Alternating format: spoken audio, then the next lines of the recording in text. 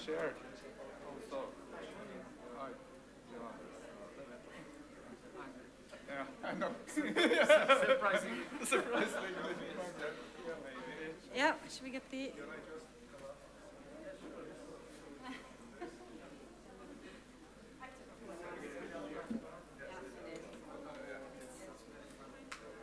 Yeah, they are, because we don't wear them any other time than...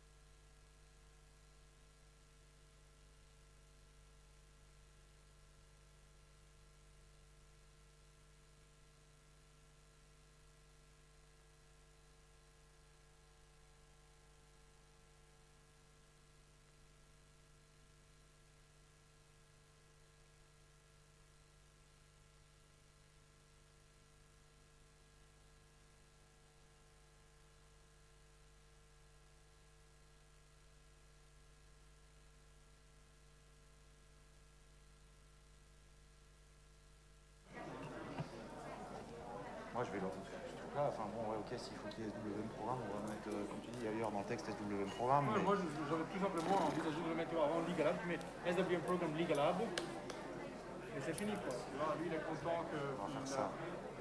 Je vais te montrer. Moi, j'ai vu ça hier soir et j'ai demandé à Cindy, je dis, ouais, mais attends, si on doit attendre NFOI, on va publier ça quand, quoi. C'est la rigolade. Je me suis trompé.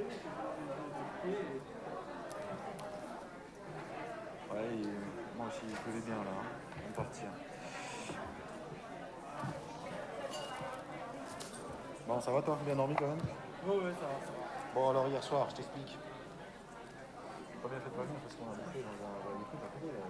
Ici, le turc, machin, pour faire la fête, machin. Après, voilà, il y avait Hichem, le gars de Tunisie et le gars de la Libye, quoi. Ok, il fallait trouver le gars de Malais, machin. Bon, ils avaient trouvé un Libanais en ville qui avait un vrai resto, machin. Donc, Votre micro est allumé, toute la salle vous entend.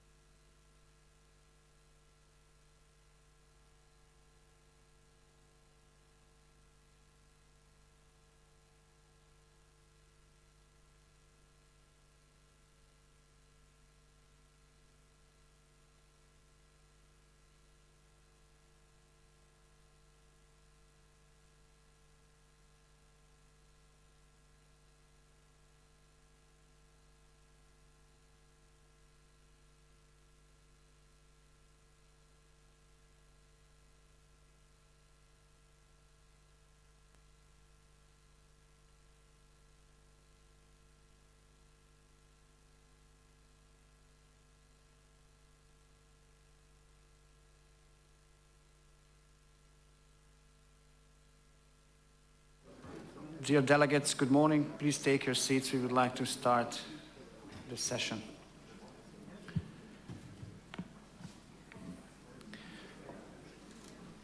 Dear Excellency, Mr. Abdelkarim Hermi, Ambassador of Tunisia, distinguished delegates, we arrived at the last day of our meeting. Since the last plenary meeting on Tuesday afternoon, working groups worked hard to agree on all issues, and they could come to an agreement on all items they have discussed. Congratulations for them. Today, we need to go through all of those draft resolutions and relevant documents and adopt them. I was also glad to see that yesterday many of you attended at the side events here in the building, where very interesting and important presentations were made. Thank you for them. And I hope you had a chance to have some rest afterwards before our final plenary. Let's say a few words about today's agenda. We will start with the awards ceremony. Then we will take the reports of the in-session committees.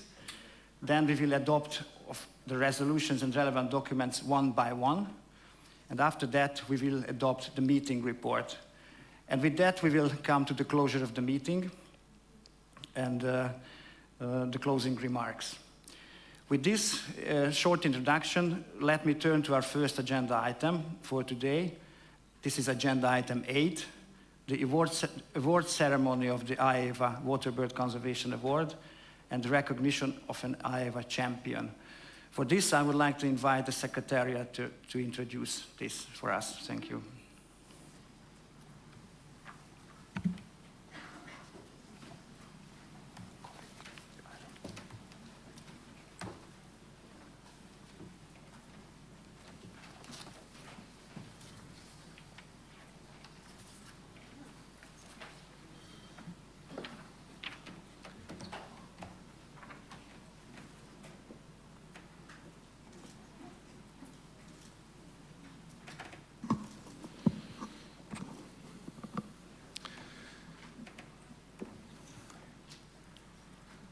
Your Excellency, Ambassador of Republic of Tunisia, dear delegates, dear colleagues, dear friends, we're here again to recognize individuals and organizations that have made a considerable contribution to the implementation of the agreement and the conservation of migratory waterbirds in the African Eurasian flyways.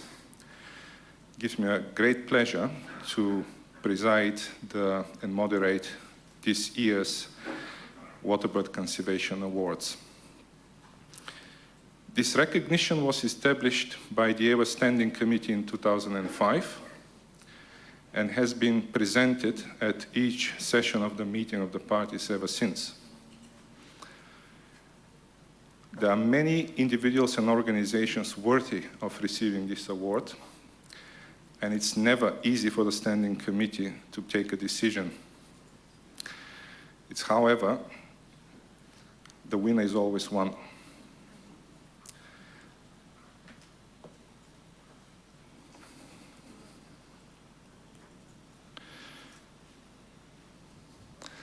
There are two categories in the AEWA Waterbird Conservation Award, and I would like to present to you the winner of this year's edition in the individual category. It's someone that I have already presented earlier in the framework of this meeting. I won't ask you to guess who that is.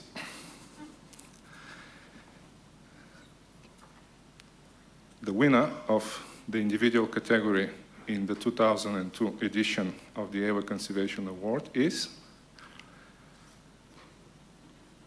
I haven't forgotten, I'm just trying to create suspense.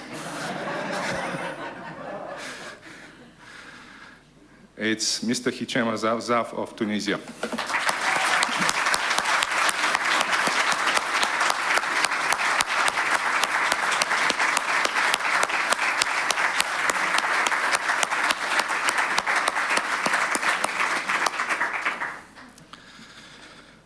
Very briefly about Hichem, I'm certain he's very well known in the AEWA circles. He's not a new face.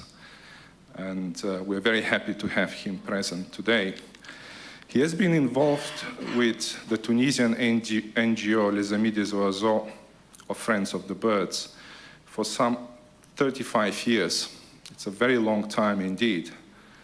And he has been the president of that organization between 2010 and 2020.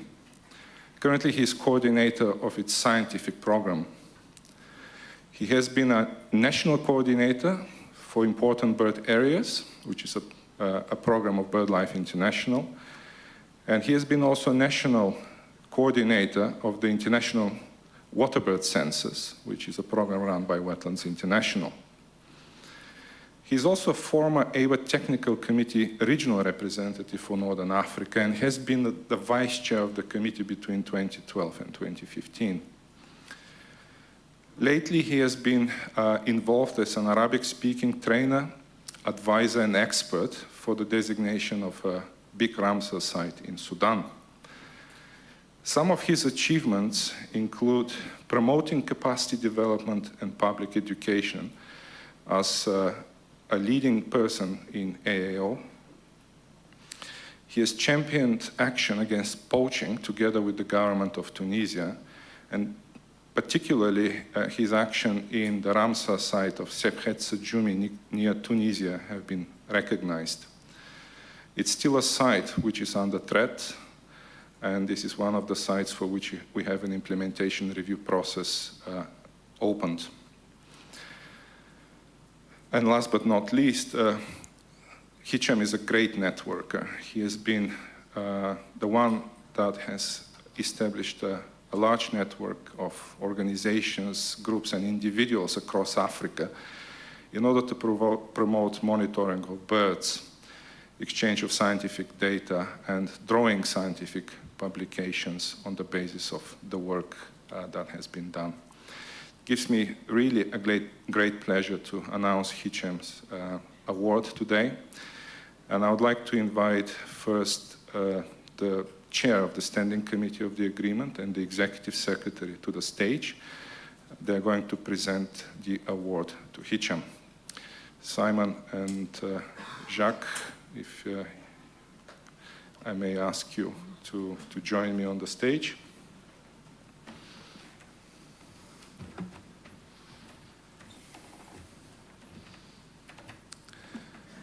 And now the man of the hour. Hicham, please join us on the stage for receiving your award.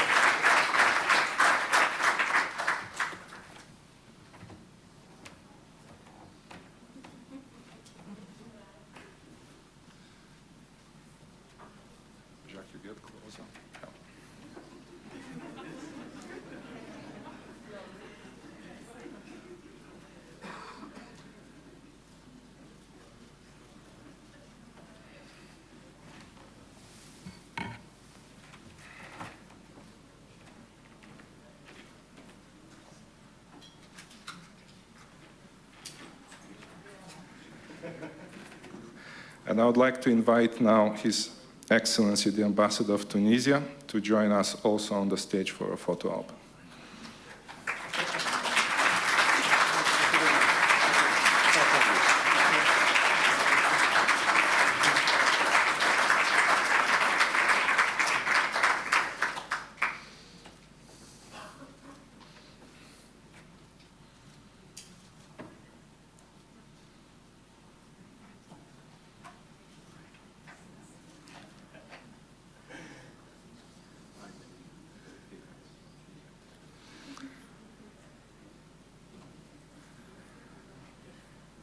Excellent. Thank you so much.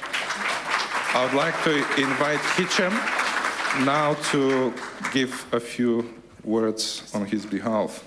Thank you.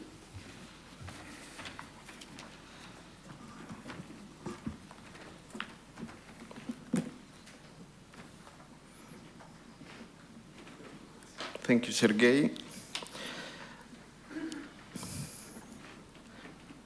Monsieur le Président de la MOP8, Monsieur le Président du Comité permanent, Monsieur le Secrétaire exécutif de l'accord sur la conservation des oiseaux d'eau migrateurs d'Afrique-Eurasie, Son Excellence l'ambassadeur de la République tunisienne, Mesdames et Messieurs les représentants des parties contractantes, chers amis. Je suis ravi de recevoir cette reconnaissance internationale que je considère aussi une reconnaissance pour la Tunisie et pour les collègues et amis qui m'ont toujours soutenu. Quand j'ai appris que j'étais lauréat des prix de la conservation des oiseaux d'eau 2022 de l'AEWA, beaucoup d'images de mes missions pour une meilleure connaissance et conservation des oiseaux d'eau et les visages des personnes avec lesquelles j'ai pu collaborer me sont venus à l'esprit. Au-delà de mes contributions au comité technique de l'AEWA, en tant que représentant d'Afrique du Nord et vice-président de ce comité, au-delà de mes contributions à une meilleure conservation des oiseaux d'eau dans mon pays, il me tient à cœur de vous parler de 3 exemples d'initiatives qui, à mon avis, ont permis d'améliorer les connaissances sur les oiseaux d'eau et qui continuent à contribuer à la conservation des espèces et populations ainsi que le réseau de leurs zones clés pour l'Afrique. Le premier exemple a permis de combler le manque de connaissances sur les oiseaux d'eau en Libye. J'ai eu le plaisir de coordonner 5 ans de recensement des oiseaux d'eau hivernants en Libye et l'identification des zones humides importantes pour ce programme, un travail couronné en 2012 par une publication d'Atlas sur les oiseaux d'eau de Libye 2005-2010. Le deuxième exemple est ma contribution à la constitution du réseau nord-africain pour les oiseaux d'eau, dont l'idée avait émergé durant le MOP8 à La Rochelle en France, et pour aboutir en 2012 en Tunisie à la première réunion de coordination et au lancement du réseau Medwaterbird, et qui est aujourd'hui coordonné par Madame Laura Damy de la Tour du Vala, ici présente, dans notre salle. Le troisième exemple concerne le projet Ressources dans sa composante soudanaise et ma collaboration avec les collègues de la WCGA, de l'OFB et de la Tour du Vala et l'aboutissement récemment de la désignation du nouveau site Ramsar, le delta intérieur de Khor Abou Habil. Malgré les moments difficiles durant mon parcours qui a débuté durant les années 80, les oiseaux d'eau m'ont donné beaucoup de bonheur. Et à les observer d'abord, à les photographier aussi. Ils m'ont connecté à la nature et à 1000 lieues seulement en contrôlant une bague d'oiseaux et en imaginant l'origine et l'itinéraire de l'individu que j'étais en train d'observer. Ils m'ont aussi permis de croiser le destin de plusieurs personnes incroyables un peu partout dans le monde. Permettez-moi de citer quelques-uns. Mike Smart, beaucoup d'entre vous le connaissent, mon mentor en matière d'oiseaux d'eau qui m'a tout appris. Ma femme Claudia Feltrobazev, que j'ai rencontrée durant une activité de suivi des oiseaux d'eau et qui m'a toujours soutenu. Mes amis du réseau nord-africain pour les oiseaux d'eau, Jean-Yves Mondin, Montval et Pierre Difosdiro de l'OFB et bien d'autres du secrétariat de l'AEWA, de BirdLife, de Wetlands International, de la Tour du Vala et de l'ICN qui se reconnaîtront. Je suis très heureux d'être parmi vous aujourd'hui et de voir cette audience de 119 États réunis sous ce traité international destiné à la conservation des oiseaux d'eau migrateurs et de leur habitat. Beaucoup de choses ont été accomplies grâce à vous et grâce à l'AEWA, mais les menaces sur l'équilibre naturel de la planète sont grandissantes et l'humain n'arrête pas de piétiner sur les milieux naturels et en particulier sur les zones humides, sites cruciaux pour la survie des oiseaux d'eau. Le changement climatique qui d'un côté a modifié la phonologie des oiseaux d'eau et d'autre côté nous met face à des extrémités que nous vivons ces dernières années entre sécheresse et inondation, réclament des réponses innovantes et audacieuses, car il rend même les espèces les plus abondantes vulnérables. C'est pour cela que je salue cette audience, le secrétariat de l'AEWA et vous pour ce travail fantastique que vous faites. Encore merci pour cette reconnaissance. Continuons à travailler ensemble pour une meilleure planète. Merci.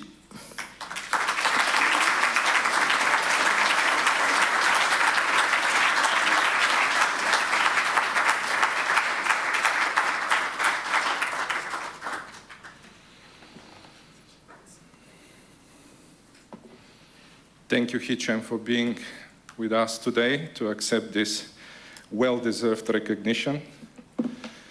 Before I proceed with the institutional award, just want to say that all the photos I see of Hichem, he's always carrying this very heavy equipment and a lot of equipment, which makes me think that in addition to everything else he's also a bodybuilder. Keep going. And we'll proceed now with the institutional category. And I'm very pleased to announce that the winner of the 2022 edition of the AEWA Waterbird Conservation Award is an NGO, also from Africa, but from the other end of Africa. I'm very pleased to announce BirdLife South Africa.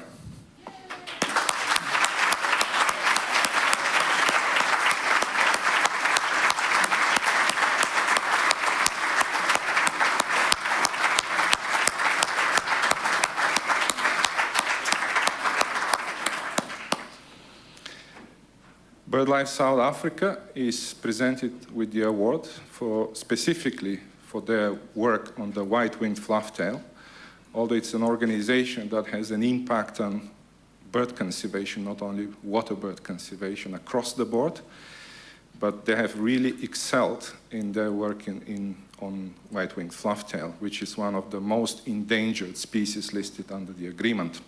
And you'll hear about that more later after we present the award. A few achievements that we would like to mention with respect to their work on the species.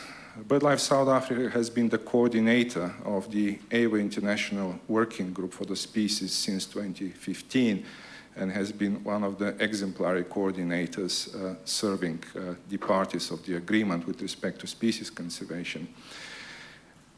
They have been particularly successful in developing and implementing novel and innovative research and monitoring methods. This allowed us as a community to discover breeding in the southern hemisphere, because before that we thought that it breeds only in Ethiopia. They also recorded for first time ever the call of the species, which will significantly improve our field work and possibility to actually identify new sites, hopefully, for the species. And this is not all they have done. They're continuing with actually innovating and using high-tech approaches to research and monitoring. And we're looking forward to hear further great news and discoveries from BirdLife in South Africa. They have also championed the implementation of the AEWA Single Species Action Plan for the species since 2018. Particularly in South Africa, they've been very active in preserving the habitats for the species. They are working on the designation of the Greater Lakenvlei protected environment in Mpumalanga, as well as the designation of Middelpunt wetland as a Ramsar site and a private reserve, as well as the Ngula Nature Reserve as a Ramsar site. These are all sites that in one or another way are important to the species.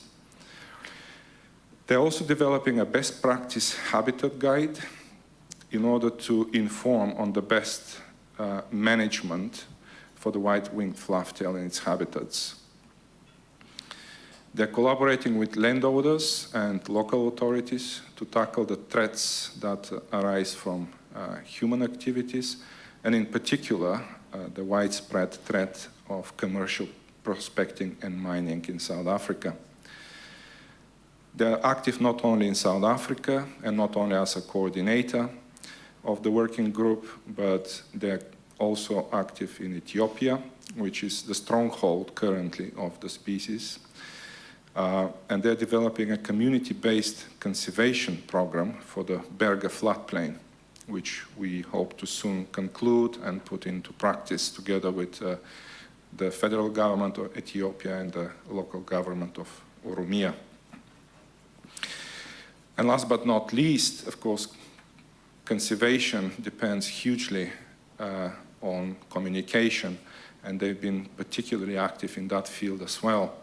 They've been promoting outreach activities, particularly in South Africa, and they have established a very popular annual festival dedicated to the white-winged flufftail. I'd like to invite, again, the chair of the Standing Committee and the Executive Secretary to the stage to present the award to BirdLife South Africa.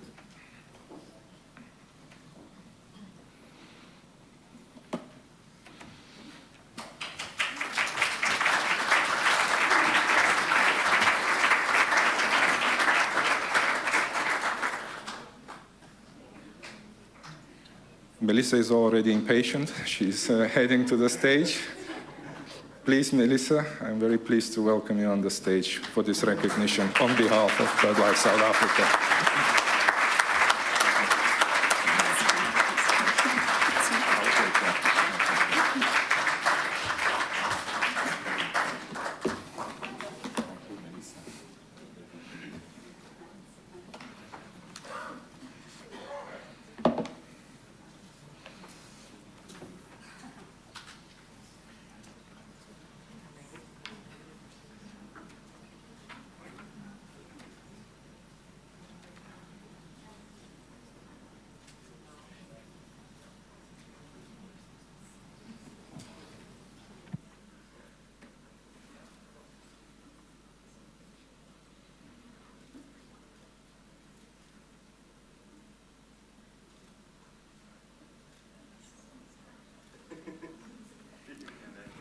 Thank you, Melissa. We were supposed to be joined today by the ambassador of the Republic of South Africa, but unfortunately, he had other important business.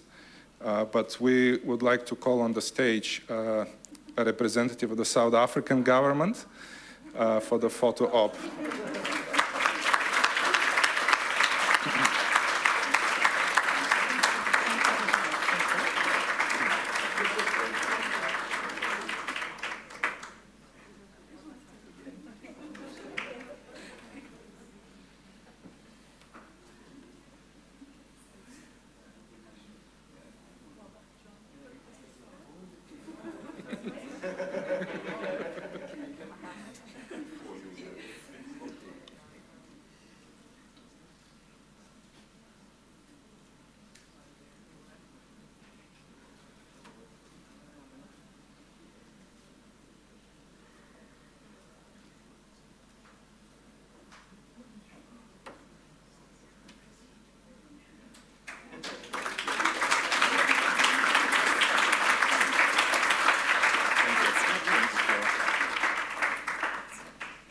So I would like to invite now Melissa Lewis to give a few words on behalf of BirdLife South Africa.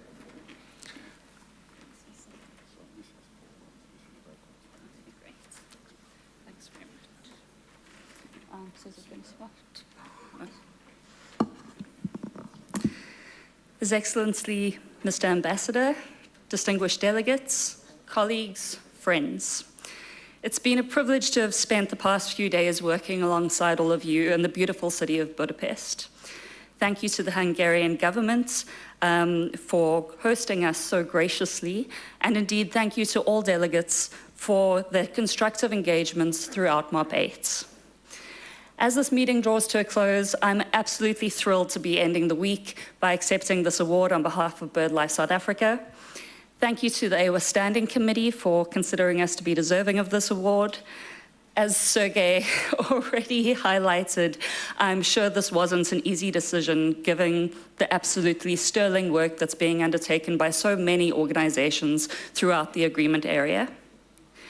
AEWA has a long history of NGO support, in large measure because of the agreement's transparent and inclusive culture, which nurtures close partnerships between contracting parties, NGOs, experts, and the agreement secretariats. Indeed, for more than 2 decades, AEWA has effectively drawn together a diverse community of governmental and non-governmental actors from across the African-Eurasian flyway, united in their endeavour to conserve migratory waterbirds and their habitats. We at BirdLife South Africa see enormous value in this community, and we're very proud to be a part of it. Various AEWA species feature prominently in our organization's efforts to better understand South Africa's birds, to protect their habitats, and to address the variety of threats they face.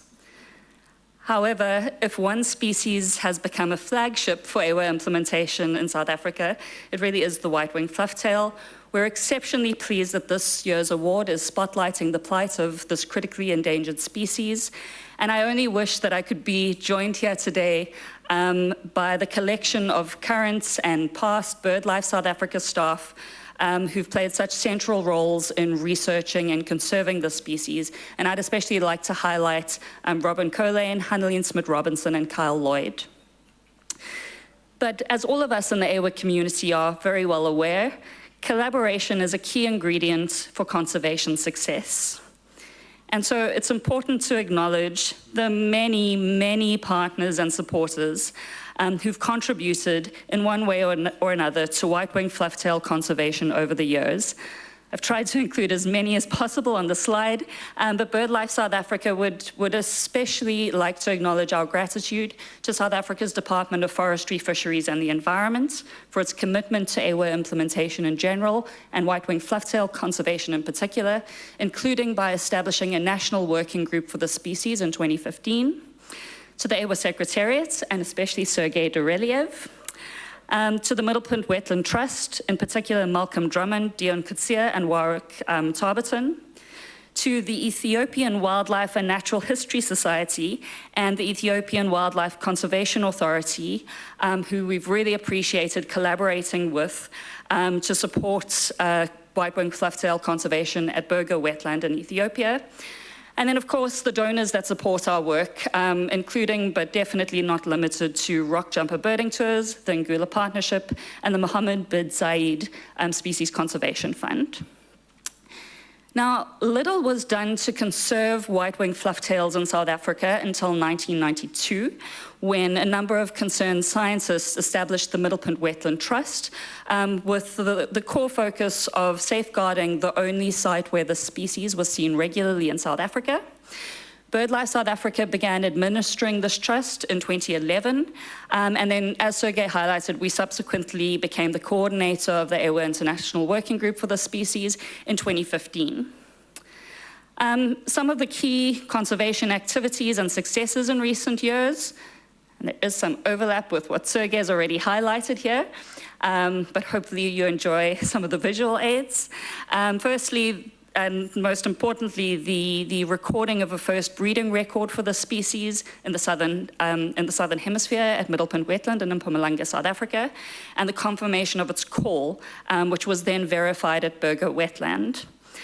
Now, this confirmation of its call has made it considerably easier to survey sites for the presence of white-winged flufftail, and has allowed us to step away from more intrusive methods, such as the rope dragging shown in the slide, which we no longer support. And indeed, today, rapid acoustic surveys are systematically undertaken at sites where the species potentially occurs, based on the results of a habitat suitability model. In addition, long-term monitoring has continued at sites where the species is known to occur, and considerable effort has been invested in improving the management and protection of these sites. So to this end, Sergei already highlighted our work on developing best practice guidelines for wetland management. Also, efforts continue to expand habitat protection for the species through biodiversity stewardship, where private landowners' properties essentially become part of the formal protected area network. One correction from what you said, Sergei, the Greater Larkin Flare Protected Environment has already been declared. We're currently in the process of expanding it. So we're very grateful to the landowners and provincial conservation authorities with whom we've been working in that endeavour. And we're also very pleased that Middlepunt Wetland is in the process of being declared as a private nature reserve, which will elevate its level of legal protection. And then we also continue to engage with stakeholders to respond to the various threats that are faced by white-winged flufftails and their habitats. Now, of course, a lot remains to be done if the white-winged flufftail is to be restored to a favorable conservation status. And in pursuing that objective, I think it's crucial to remember that this endeavor isn't only about species conservation. The white-winged flufftail may be small and rare and somewhat enigmatic, but it's also an important flagship for a variety of other important pursuits. And indeed, we in South Africa work with our partners to host an annual flufftail festival, which uses the species as an ambassador to educate learners and young adults about the conservation of wetlands, water, and wetland biodiversity. We also recognize the crucial services that white-winged flufftail habitat provides for surrounding communities and the need for such communities to both benefit from and be actively involved in the conservation of the species. And so to that end, BirdLife South Africa is currently working with the Secretariat, as Sergey highlighted, to develop a community-based conservation action plan for the Burger wetland in Ethiopia. And then in addition to that, moving forward, we are planning to develop a community conservation project at Nzakeni Nature Reserve, an important site for white-winged flufftail in KwaZulu-Natal, South Africa. And this project will involve a variety of activities, amongst them the renovation of a community-owned lodge and the trialling of a flufftail-friendly hide so that AV tourists can hopefully in the future be offered an opportunity to view this elusive species without disturbing its habitats. Now, as mentioned previously, I think that it's fair to say that in addition to the white-winged flufftail being a flagship for various other environmental endeavors, it's also become a flagship for AEWA implementation in South Africa.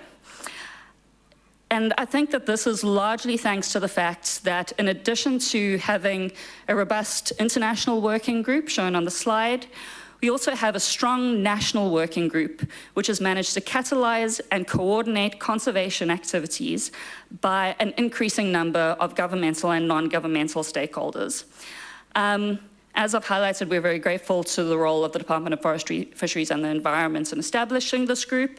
And I think that this example also illustrates really well the value of AEWA as a very directed, species-focused, implementation-focused treaty in promoting stakeholder collaboration not only across flyways that span multiple countries, but also within individual range states. And I sincerely hope that moving forward, we in South Africa can reflect on the successes that we've achieved in respect of white-winged flufftails and endeavor to similarly advance the implementation of international species plans for other priority species. So on that note, from the entire team back at home at BirdLife South Africa, thank you once again. We wish you all safe travels back to your home country, and we look forward to continuing to collaborate in pursuing AEWA's objectives for many years to come. Thank you very much.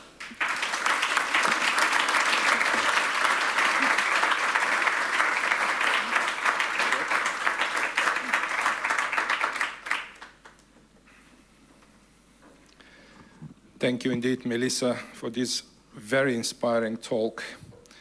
So much work BirdLife International has put into conserving the white-winged flufftail, and so much still needs to be done. And I just want to say that I had the privilege to be part of the BirdLife South Africa's crew visiting Berger floodplain in 2015. And I could personally testify about the professionalism of the experts of BirdLife South Africa. This is indeed one very, very competent and dedicated group of conservationists, and I'm sure they're doing exactly the same excellent job with any other program they do. So we have a fantastic partner in the face of BirdLife South Africa supporting the implementation of this treaty. Thank you so much. And now we are going to recognize another contributor, type of contributor to the implementation of the agreement.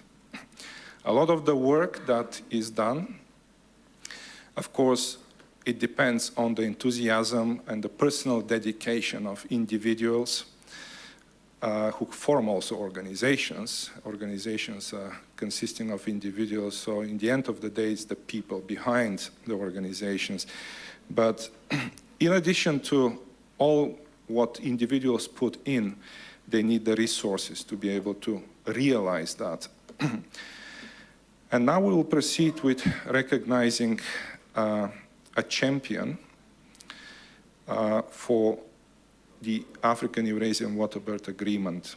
And this recognition is in the framework of the Migratory Species Champion Program. I would like to ask the technicians to load the next one. So this morning, we'll be presenting an award under the Migratory Species Champions Program. And before I do so, I would like to say a few words about the program itself, which pays tribute to those who believe in the important causes, such as the one of AEWA, and make our ideas and dreams become realities by championing solutions. As many of you already know, the Migratory Species Champion Program aims to promote initiatives developed under AEWA, as well as the other agreements affiliated to the Convention on Migratory Species and the Convention itself, and raise medium and long-term commitments and support for their implementation. Anybody can become a champion, whether it's a government, corporate organizations, NGOs, IGOs, individuals who are willing to provide resources for at least 3 years for one or more initiatives. The program offers a portfolio of initiatives, each comprising a set of activities, contributing to the implementation of a large program targeting a species, a group of species, or a cross-cutting issue. Depending on the magnitude of the contribution, there are different categories of champion that are being recognized, with the category of champion extraordinaire being the highest. Champions are acknowledged with certificates that testify their support, and they receive public recognition through the communication work that the Secretariat is providing. Through their financial assistance, political leadership, and advocacy efforts, champions become part of solutions to issues that concern migratory species, delivering support for their conservation beyond the funding alone.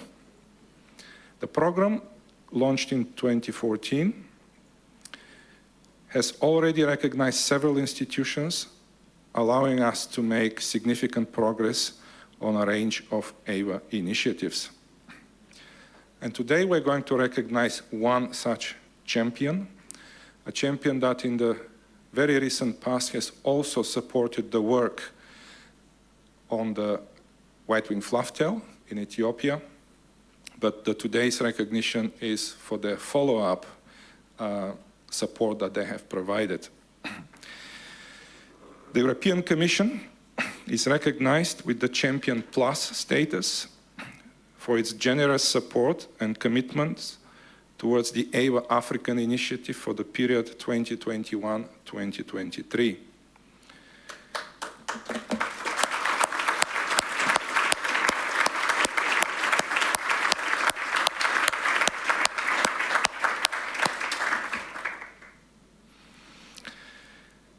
The Commission is a long-standing supporter of the agreement's work.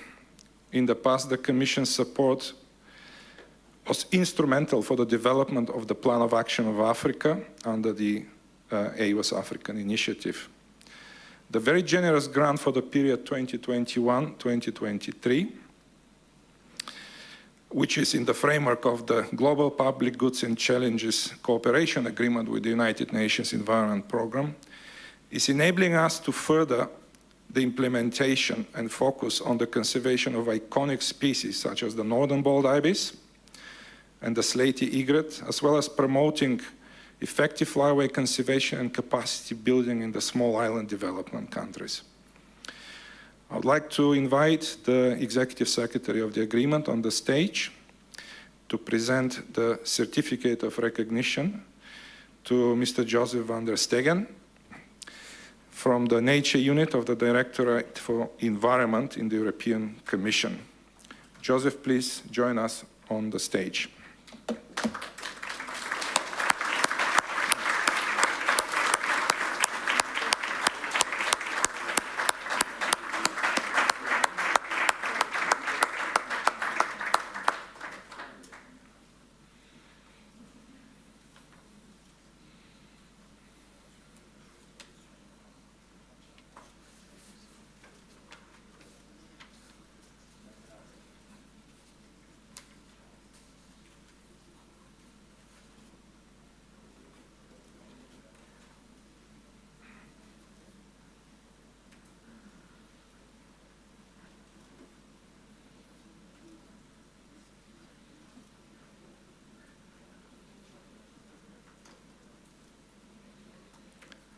Thank you very much. Joseph, may I invite you to say a few words? Thank you.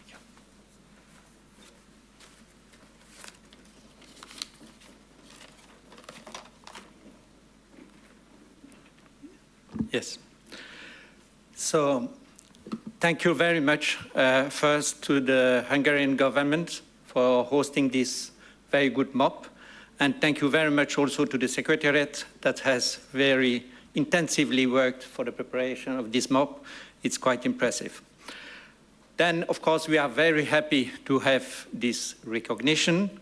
And it has been given to our Director General, Mrs. Fink-Hoyer, who cannot be here. And I have been asked to receive it on her behalf. It's, of course, a big pleasure.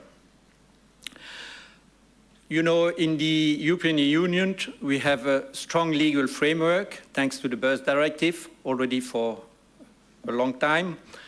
And thanks to that, we have a large network of protected areas for birds and other species and habitats. And we have also good national legislation that protect the birds and ensure sustainable use when relevant. But we know that many birds are still in a bad status. We need to work ahead. We need to better manage our sites, so it's never ending, and we have not achieved our objectives yet. That's why we have tried to reinforce our nature conservation objectives. We have adopted a EU biodiversity strategy, which increases our ambition. We have also the EU Green Deal, and then now the Commission has tabled a proposal, the so-called Nature Restoration Law, which aims at really working hard on restoring the habitats we need, because without habitats, we won't have the species. And for all of that, we need to collaborate. We need to collaborate within the EU. It's, of course, necessary, not always easy, but this is the most effective way of doing it. But we need to do it within the EU and also beyond. And that's why we are very, very happy to have AEWA and to support its work. We need to support the work of the Secretariat and, thanks to that, to support the work of the parties. And we know that we will be successful for many migratory birds in Europe if we act beyond the EU, in particular in Africa, where there are huge wetlands, and we are fully aware that we need to support that. There are three key fields of actions, of course. We need to have good key sites that are well managed. We need good governance to ensure sustainable use when relevant, to ensure protection, and also good monitoring, as we have seen during this MOP. And then we also need to have capacity building and it was very clear from the side events that we need to work with the people constantly. It's not one shot. Constantly we need to work with the people to ensure, involvement of the people and also a good monitoring. This is the reason why the Commission has supported the work of AEWA already since 2012. We have supported the development of the Plan of Action for Africa. And then now we are currently under this triennium, past triennium, we have supported also AEWA's activities, in particular on the implementation of 3 species action plan. And there I'm very pleased to have this example of the white-winged fluff-tail, a very strange word, because here I think we have a very good example of what we need. We have a framework, the species action plan that has been developed by AEWA. Then we have organizations that are able to work on the field with, I'm thinking about BirdLife and probably other partners, and are able to work with the people on the ground for the birds. And then there is also some fundings, not only from the EU, but also from the EU. So we have the whole combination that we need to be effective. And that's really a pleasure to see such a good example. And then we are supporting, as I said, the implementation of species action plans, 3 of them, also for the slat eaglet and the northern bald ibis. But we are also supporting the training of trainers in small islands. And this is the human side that we also need. So we are active. We try to be active or supporting activities on the ground, but also looking at the people. Now we are very much honored, of course, to have this award, but we need to look ahead. We should not stop. And what can we do in the future? According to the documents we have seen and that were prepared for this MOP, the priorities remain the same. We need to provide good habitats. We need to have a good legal framework with enforcement capacities, and we need to have to work with the people. So we have this fully in mind.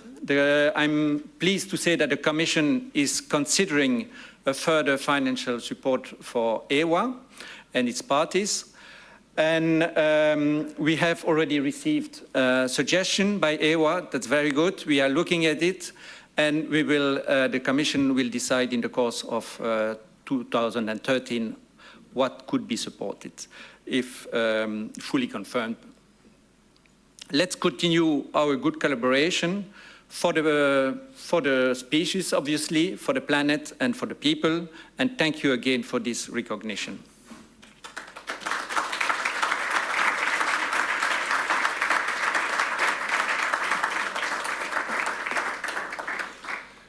Thank you, Joseph, for your words. We really appreciate the cooperation we have with the European Commission as a contracting party to the agreement. We are on very good terms between the Secretariat and the Commission. I hope you share my view. And,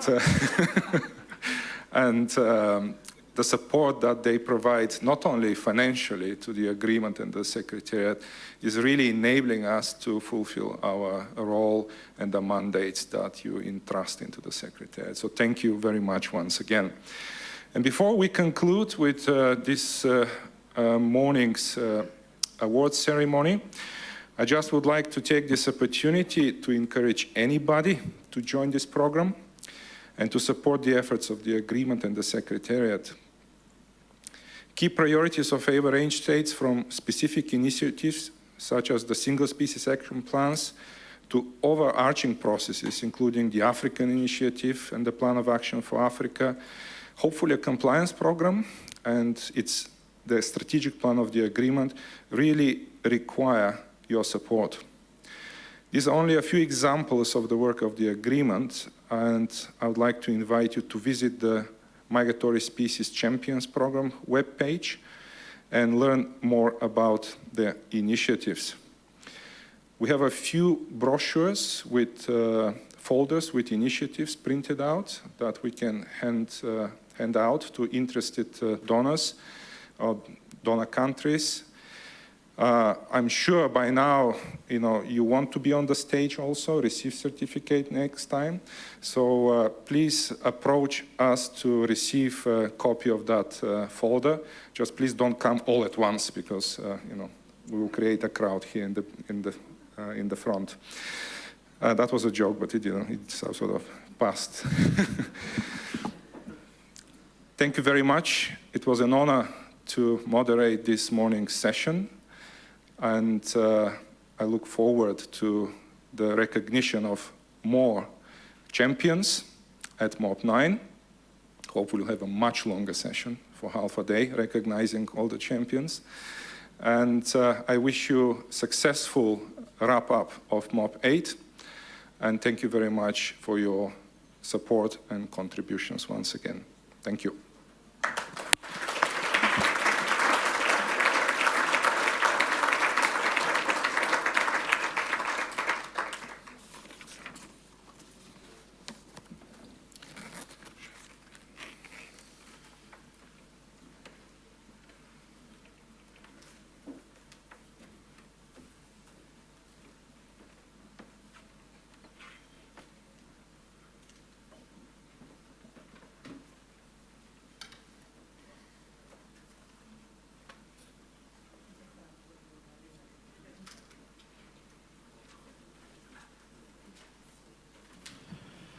So thank you very much. From my side, I also would like to congratulate to the winners and the champion. And I believe that their work and contribution are absolutely essential for the protection of our water birds and their habitats. And also, of course, for the implementation of the agreement. So if I can quote Sergei, I would say that keep going. Thank you, Sergei, for the quote and also for being the master of this ceremony this morning. With this, let's turn to our next agenda item, which is the report from the in-session committees. And I would invite first the chair of the Credentials Committee, Wojciech Blik from the Czech Republic. Please inform us about the status of the submitted credentials. The floor is yours. Thank you very much, Mr. Chairman, distinguished delegates, ladies and gentlemen. It's my pleasure to inform you about the outcomes of the Credentials Committee, composed of the Czech Republic, as chair of the committee, as well as France, Madagascar, Morocco, and Zimbabwe as members of the committee. The MOP8 Credentials Committee met on 27th, 28th, 29th, and 30th September 2022. The committee reviewed and deliberated on credentials submitted by contracting parties to the AEWA MOP8 during these 4 settings. Based on the information available to the committee at the time of reporting, out of the 82 contracting parties to AEWA at the time of MOP8, 50 contracting parties had registered for the AEWA MOP8, while 46 were present at the meeting here in Budapest. Out of the 46 AEWA contracting parties present at the AEWA MOP8 in Budapest this September 2022, 41 submitted their credentials to the committee. The committee examined the credentials submitted by these 41 contracting parties and concluded on the following based on the deliberations and conclusions of the committee. Firstly, the AEWA MOP8 Credentials Committee has validated the credentials by the 37 contracting parties present at the AEWA MOP8 in Budapest, based on the compliance of these credentials with the rules 16 to 18 of the AEWA MOP8 Rules of Procedure relating to presentation and credentials. Secondly, the committee, however, did not validate the credentials submitted by 4 contracting parties on the basis of the non-compliance of these credentials with 8 of the MOP8 Rules of Procedures relating to presentation and credentials. Let me highlight here that all 4 non-validated credentials were as a result of the submission of copies for which original versions are pending. On behalf of the committee, please let me thank the contracting parties for the timely submission of their credentials and their collaboration with addressing any matters arising, and let me also thank the members of the committee for their diligence and dedications to ensure the effective work of the committee. Thank you very much. Thank you for the report of the chair of the Credentials Committee and also for the work of the committee. I now open the floor if there are any comments or questions with regard to the report.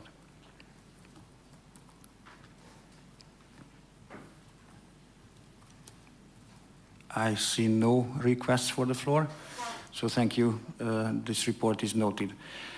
And now we invite the chair of the Scientific and Technical Committee to present a short oral report on the working group's outcomes. So, András, you have the floor. Thank you very much, and good morning, colleagues. First of all, I'd like to say thanks to all the experts who compiled the draft resolutions and the meeting documents to be adopted, including the Secretariat, the Technical Committee, contracting parties and Wetlands International and other observers. An excellent work was produced during the preparations of AEWA MOP8, and the results reflect this. And also that the discussions, I'm very happy to report, were held in a very constructive spirit, which was necessary to accomplish all the tasks that lay ahead of the Scientific and Technical Working Group. I would also like to highlight here the background work of the regional groupings, the EU member states, European Union and its member states, and also the African group, which reduced the amount of time needed during the session of the technical working group to approve or to go through all the documents and make the necessary amendments. There were 12 draft resolutions for the Scientific and Technical Working Group, 9 of which had to be slightly revised, and only 2 had to be revised for a second or even third time, which also emphasizes the constructive spirit of the parties. 20 meeting documents were to be adopted, 5 of which had to go to a revised Rev 1 version, and 15 were recommended for adoption at the plenary by the technical working group. This is another indicator of the good preparation of these documents. I would like to highlight a few outstanding points in the draft resolutions. The agreement is to be, there's a proposal to amend the agreement as well as its annexes, also the strategic plan. As for the annexes, agreement was reached on adding an asterisk to the listing of the Icelandic breeding population of the grey-leg goose in 3E category. The listing of the red-breasted merganser was corrected into category 2C, column B. In the draft resolution on the AEWA strategic plan, text was added on capacity and resource mobilization. In draft resolution 8.4, new formats for the species action and management plans are to be adopted without change. And the international single species action plan for the lesser white-fronted goose is proposed to be retired, while a new international single species action plan is to be adopted on the common eider. In the draft resolution, prioritization of the conservation of seabirds along the Benguela Current was also highlighted. In draft resolution 8.8, a request was added to the technical committee to prepare guidance on adaptive harvest management. In draft resolution 8.11, which is on institutional arrangements for the technical committee, there was no change, no proposed amendment, but nominees, after having heard the biographies of nominees, were placed into the vacant positions, and the work plan was updated. In draft resolution 8.15, perhaps this was amended to the greatest extent. Avian influenza and drought were introduced as new topics into the DR to reflect on recent trends of these threats. And also new language on energy infrastructure and mitigation was added. this is briefly the summary of the deliberations and the Scientific and Technical Working Group. Thank you very much. Thank you very much for the report of the Scientific and Technical Working Group. Are there any questions from the floor with regard to the report?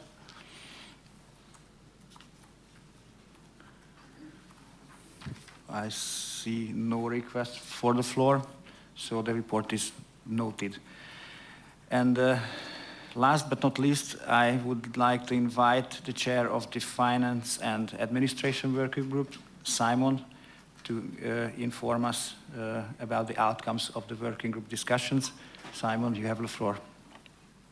Thank you, Chair, and good morning, everyone. I think I'd like to start by thanking the Secretariat for all of their work in pulling together the options that we had to consider for this MOP, but also in particular all the work that was put in during the discussions in the working group to calculate new scenarios and recalculate new scenarios and recalculate new scenarios and recalculate new scenarios. So we went through quite a few iterations of different options. So there was a lot of work that was done there quite rapidly, and I think and done well. So I'm sincerely grateful for that. But I would also like to thank the parties who are engaged in the discussions. Budgets are often a very sensitive and difficult issue to discuss, and everybody approached the negotiations with good humour and good spirit. And it was a good and productive and positive working group. Just a quick summary I'll lead you through our discussions that we had during the discussions in the working group. We started in the first day just to, in the very short session we had in the afternoon, just to get an indication of where parties sat in terms of the budget and the options that were initially presented to MOP. And it was encouraging to see in the room that was a strong appetite across all parties to see some strengthening of resources to the Secretariat to enable it to continue doing the good work in support of the treaty. However, I would add that I'd caveat that with the fact that some parties clearly had some budgetary constraints. So while they had strong ambition, they were limited in what they could do in terms of the discussions. So once we'd got an understanding of the mood in the room and the options that were set out in front of them, we had further discussions about how we could create and construct new options. Now, I would add that the paper that was presented to the MOP with the 4 scenarios that we initially added, the Secretariat excellently presented in a way to demonstrate how the parties had choices about what elements of the Secretariat could or should be funded or what could be added to the added to the base funding. So we took that principle and then we started afresh to some degree. And so we agreed a new baseline budget initially to calculate that all parties were content with, which had 3 key principles to it, that maintain the 2% staff uplift per year as agreed at MOP7. It had a 4.4% inflationary increase on the rest of the core budget of the Secretariat, and also as a minimum had a minimum cost of actually running of MOP9. I mean, without which the treaty would struggle to function. So then on top of that, then we built the Secretariat built a number of scenarios. We talked a lot about pizza and having lots of different toppings we were adding to the baseline budget. And the priorities in the room were really 2 key priorities. One was to secure the funding for the African Coordinator, which is currently only partially funded, 50% through the core budget, and to increase that core funding, and to look at recruiting a species officer within the Secretariat. We also had some discussions about the grading of staff within the Secretariat, which currently do not meet with the UN rules of how staff should be graded. So we looked at those options, and then we came back on the second day to have a further discussion around those. Because of the tight budgetary constraints, we had to make some very difficult choices. So we ruled out the staff conversion quite early on, and to leave that for a further discussion at MOP9. Feels like we continually keep pushing this down the road, and at some point we are going to have to make a decision about this. Hopefully it will happen in MOP9. And then we looked at increasing the funding of the African Coordinator to being fully funded, and 2 scenarios around a species officer post at P2 and P3 grades. The budget there was still quite challenging for some people. So we, won't go into the ins and outs of it, but there was lots of discussion about different combinations of how we could put these options together. And what we concluded was we would look to a 30% uplift to the African coordinator post. So the African coordinator post is now funded 80% of the post, as well as having 50% funding towards species officer post at P2 level. We concluded it was important to have both posts because it's easier to voluntarily fund a proportion of a post than for an entire post. So by having that, we have the opportunity to increase the resources of the Secretariat over the triennium. So I would encourage parties to think very carefully about whether or not they have the ability to provide voluntary contributions to push those posts up to 100% delivery. Still, though, with that, there were some challenges around the budget, so we made some further tweaks to the budget and a slight reduction in the travel costs, but also delaying the recruitment to the species officer post so that we could get the budget constraints within percentage increase that some parties had an absolute maximum that they could tolerate. So we ended up then with an agreement at the end, just to summarise, that we had that 30% uplift to the African coordinator post, 50% funding of a P2 post, but that being delayed for 6 months to just bring that budget within a tolerable level for parties. And all parties agreed to that at the working group meeting, and it will be presented here again in plenary today. Thank you. Thank you to the chair of the Administrative and Financial Working Group. I open the floor if there are any questions with regard to the report.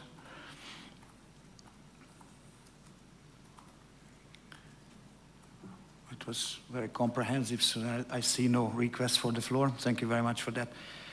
With this, I would like to close this item and thank to all 3 in-session working groups for their work. And I consider that the meeting of the parties took note for all the 3 reports. And with this, I propose to have a break for coffee, half an hour. And please be back here at your seats at 11 o'clock sharp. We will continue with the adoption of the resolutions and amendments. Thank you.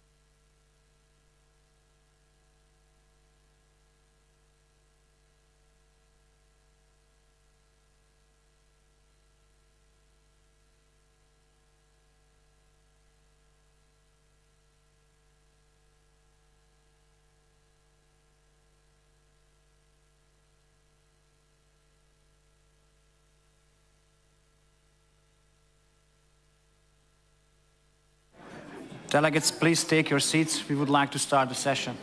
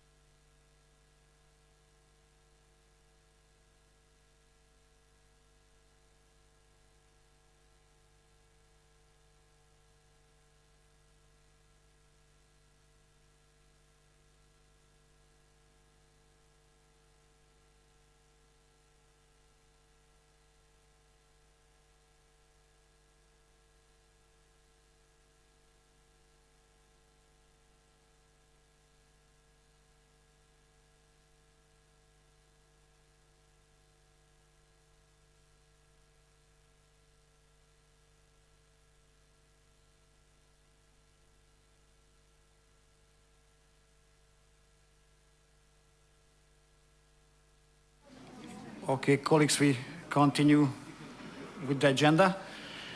And we arrived at probably one of the most important items on our agenda, the adoption of resolutions and amendments to the annexes of the agreement. Under this agenda item, we intend to adopt 15 out of the 16 draft resolutions in a consecutive order.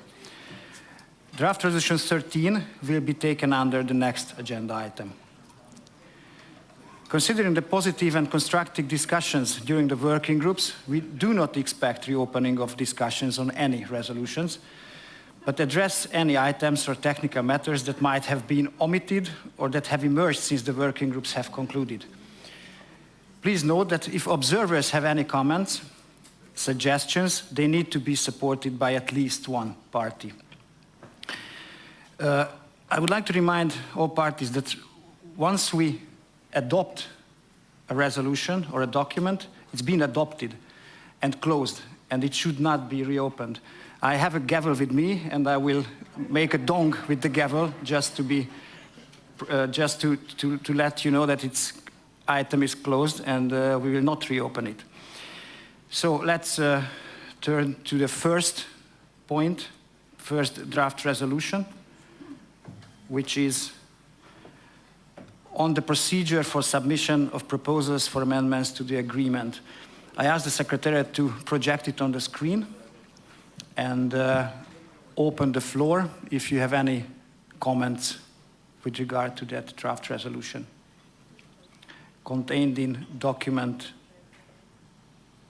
DR1, MOP8 DR1.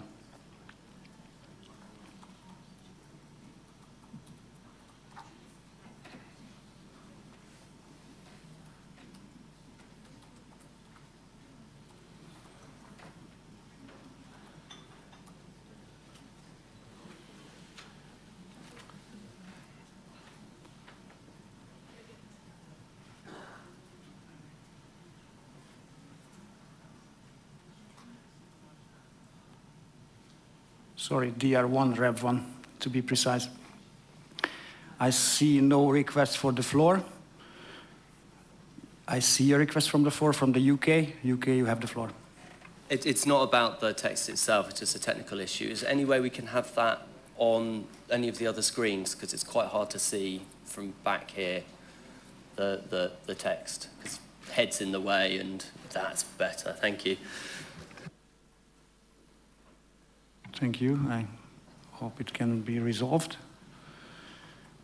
And if no other requests for the floor, I consider, can I take that the meeting of the parties have no objection to adopt this draft resolution, so it's been decided, adopted, and closed. Thank you. And sorry, the dong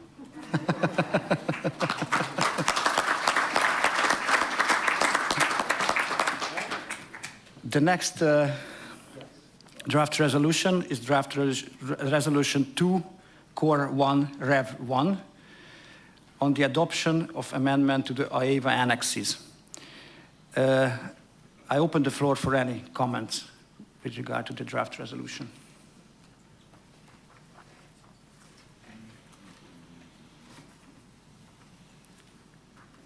I see no request from the floor.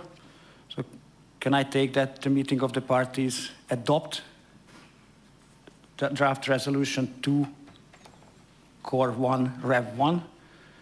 So it's been adopted and closed. We are proceeding very quickly. Thank you.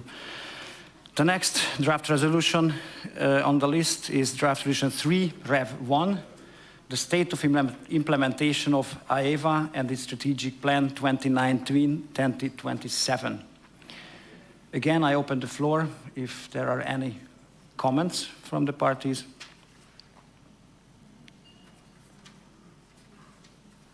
I see no request from the floor, so I take that the meeting of the parties adopt the document MOP8 DR3 Rev 1. So it's adopted and closed.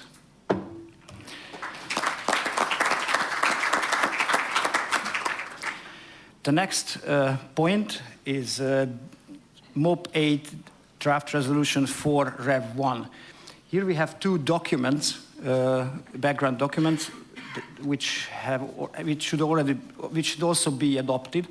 So I would take first the documents. It is document 8.23 and 8.25. And starting with 8.23, and I ask you if you have any comments with regard to that document.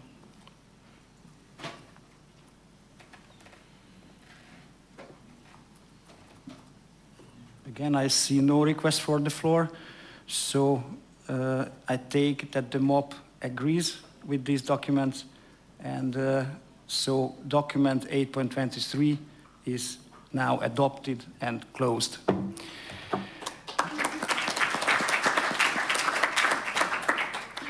The next document with regard to this DR is document number 8.25, and I ask the parties if you have any comments to that document.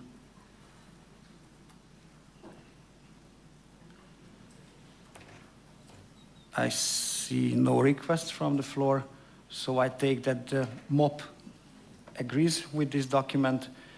There are no, herewith we adopt that document, MOP 8.25. The document is adopted and closed.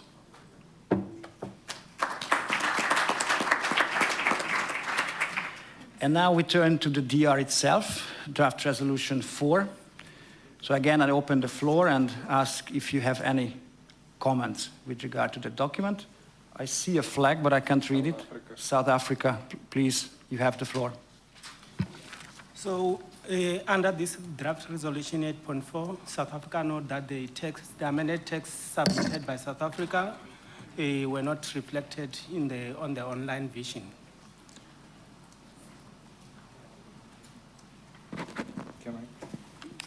Yes, please, Secretary. Thank you, Chair. Thank you, South Africa. We apologize for the omission.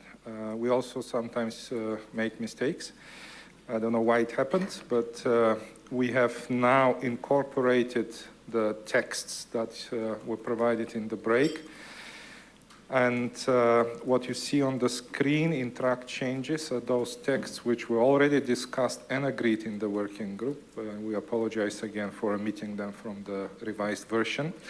This is the preambular paragraph from South Africa, which reads, noting with concern that implementation of the International Multi-Species Action Plan for Benguela Upwelling System coastal seabirds has stalled, and highlighting the urgent need to implement the actions identified by this plan and the potential for synergies with other international instruments, including the Benguela Current Convention. This is a new preambular paragraph, and then in the operative part, new paragraph 14 calls upon all range states to coordinate the implementation of the International Multi-Species Action Plan for Benguela Upwelling System coastal seabirds, and to prioritize and allocate resources for further development of the system-wide models of threatened seabirds to assess the multiple threats, cause and effect between intervention and outcome, as well as to inform current and future conservation intervention.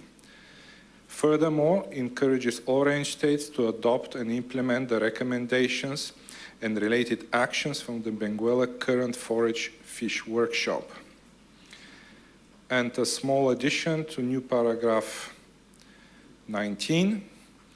I'm reading the entire one with the addition. Instructs the Standing Committee, after receiving positive recommendations from the Technical Committee, to consider approving intersessionally between meetings of the parties on an interim basis also any international multi-species action plan and international single or multi-species management plan that may emerge, and here comes the new text, pending their formal adoption by the AEWA meeting of the parties. These are the additions that were missed, and they were agreed in the technical working group. Thank you, Chair. Thank you. Thank you very much, South Africa and the Secretariat. Now I open the floor and ask the parties if we can adopt DR4 Rev 1 with the amendments just read out by the Secretariat.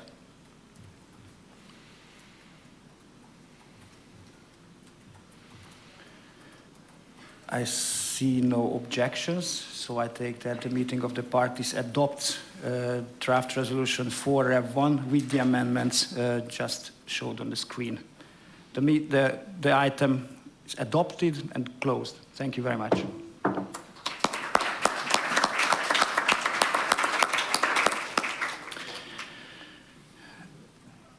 Go to the next draft resolution 5 Rev 2 on further development and strengthening of monitoring of migratory water birds. And I open the floor if you have any comments with regard to this draft resolution.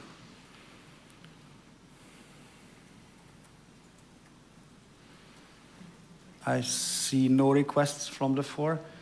So can I take that the meeting of the parties adopt draft resolution 5 Rev 2?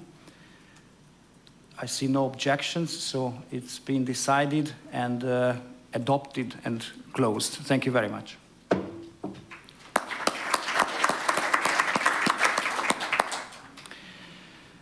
The next draft resolution is draft resolution 6 Rev 1 on our list on inventory and monitoring of the AEWA flyway site network.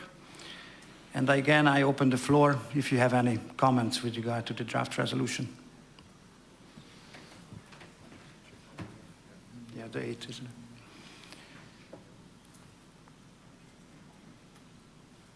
Again, I see no request from the floor. Thank you very much. I take that the meeting of the parties adopts draft resolution 6 Rev 1. The item is adopted and closed. Thank you very much. The next on our list is draft resolution 7 Rev 2 on improving the base knowledge for effective waterbird conservation and management. I open the floor for any comments from parties.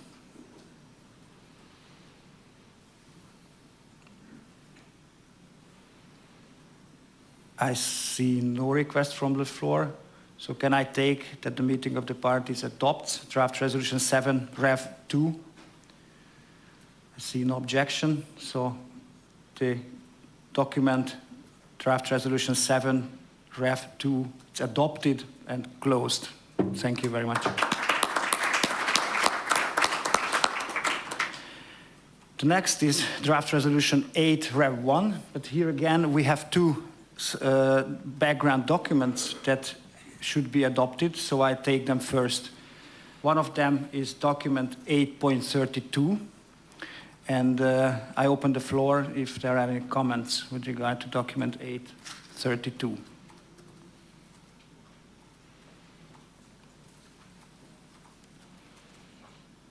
I see no flags, so can I take that the meeting of the parties adopts document 8.32? See no objections, so it's adopted and closed. Thank you. Another document, a background document for this draft resolution 8 is document number 8.34. And the floor is open for any comments on that document.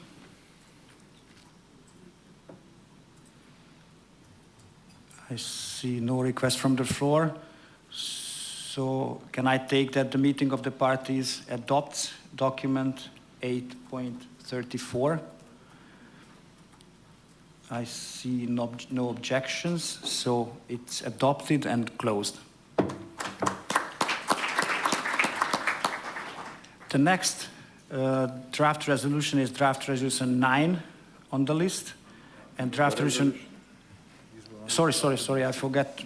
Let's go back to the original draft resolution 8. Sorry, I'm proceeding quite quickly, and I open the floor with regard to the draft resolution, and I see the European Union is asking the floor. Yes, thank you, Mr. Chair. As regards the last paragraph of the resolution, which says further request the AEWA Technical Committee to prepare and working with different organizations, we would like to add, after European Goose Management Platform, the task force on the recovery of birds of the European Commission, or the European Commission task force on the recovery of birds. So adding this task force to the list of possible contributors. Can you spell it out again? The European Commission task force on task force on the recovery of birds.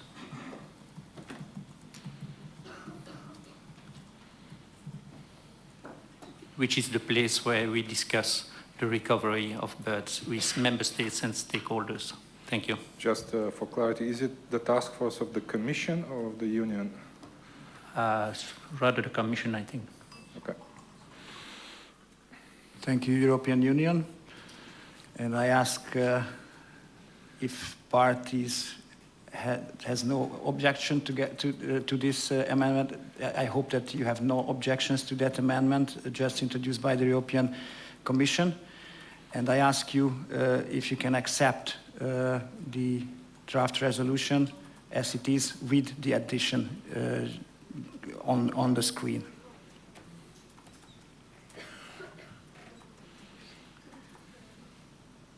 I see no objections, so the draft resolution 8 with the amendments introduced by the European Commission is adopted and closed. Thank you.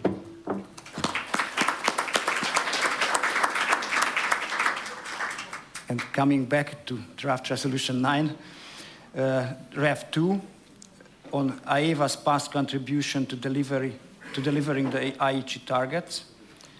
I ask parties if, sorry? Okay, sorry for that. The secretary just reminds me that there is a background document, which is document 8.36. So I would like to take the document first and open the floor if you have any comments with regard to document 8.36.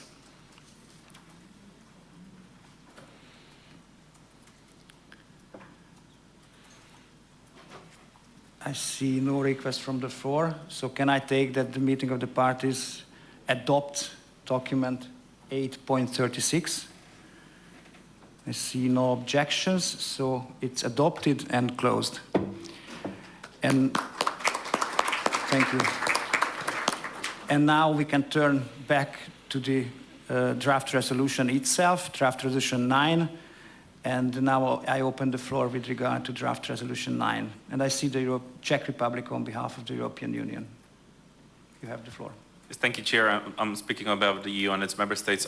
We just noted that in the preamble of paragraph 5, a few of our proposals were not taken up. It's namely, it's the preamble paragraph, yes, this one. We would add the CBD, and then we would delete the text which begins in the second line after the working group from the word which to the end of the square bracket, because we believe this text has been a little bit overcome by the events that has taken place since.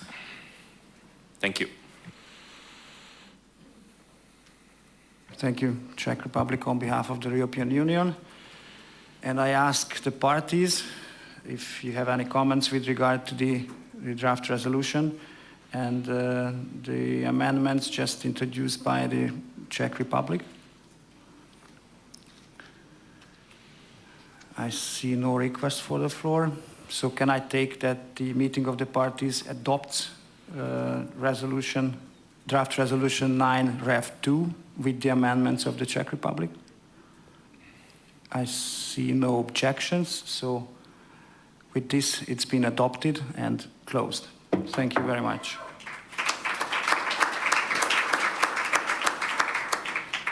The next draft resolution on our agenda is DR 10, and here we don't have a REF document.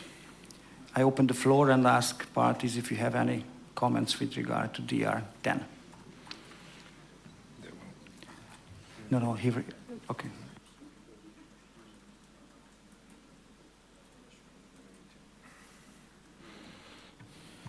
So this is the institutional arrangements on the standing committee.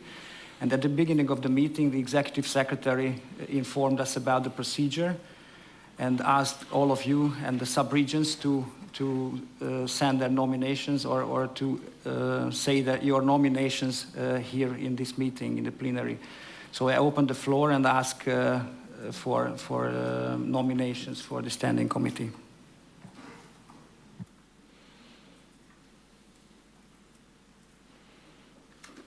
I see the Czech Republic on behalf of the EU. You have the floor. Thank you, Chair.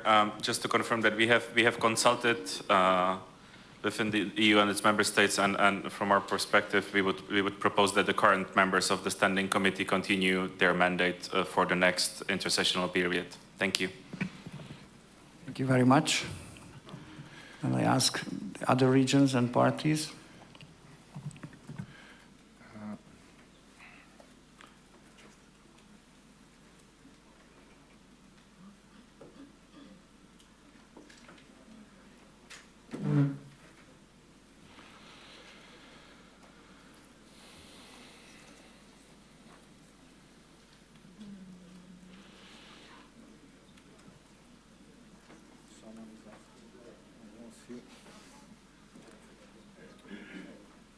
He's asking for the floor, but I can't see it, actually.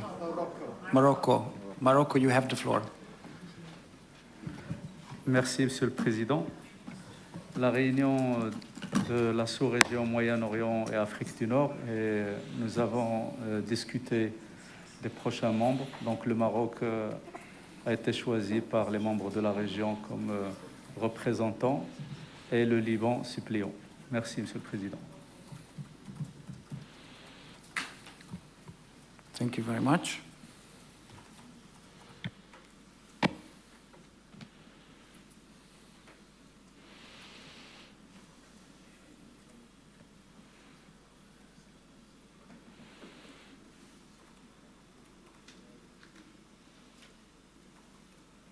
Are there any nominations from the floor? No?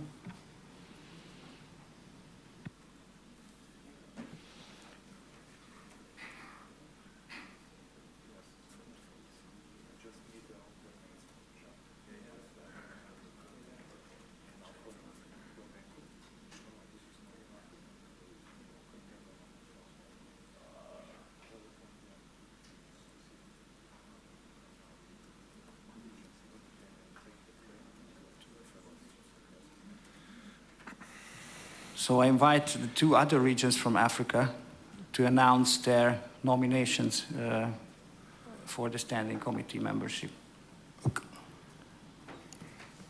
OK. Merci beaucoup, Monsieur le Président.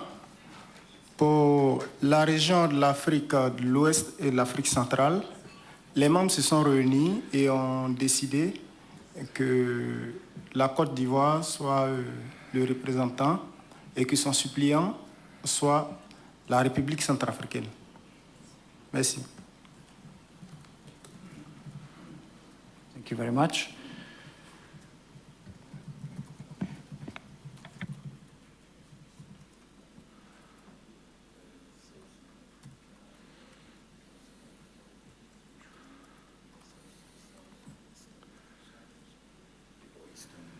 And we are still missing Southern and Eastern Africa. Invite this representative of Eastern and Southern Africa to announce your nominee for the Standing Committee.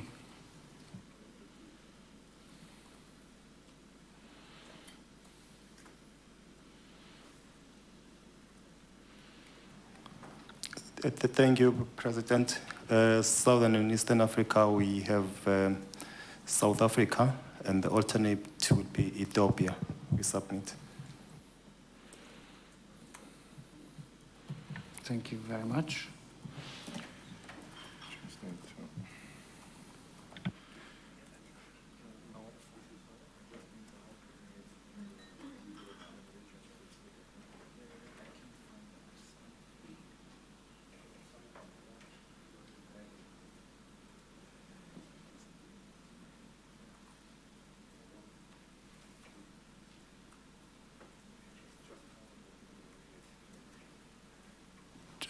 We would need a minute to sort it out, so I ask your patience for 1 or 2 minutes. Thank you very much.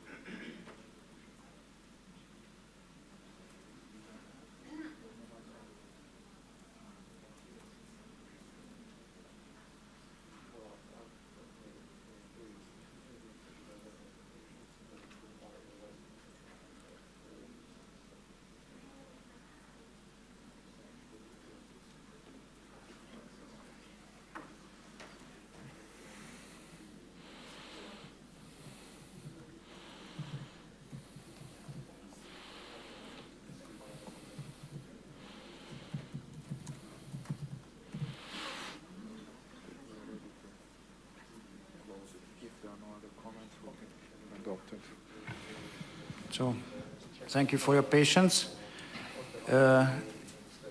If you have no other comments to this draft resolution, we can read out the result.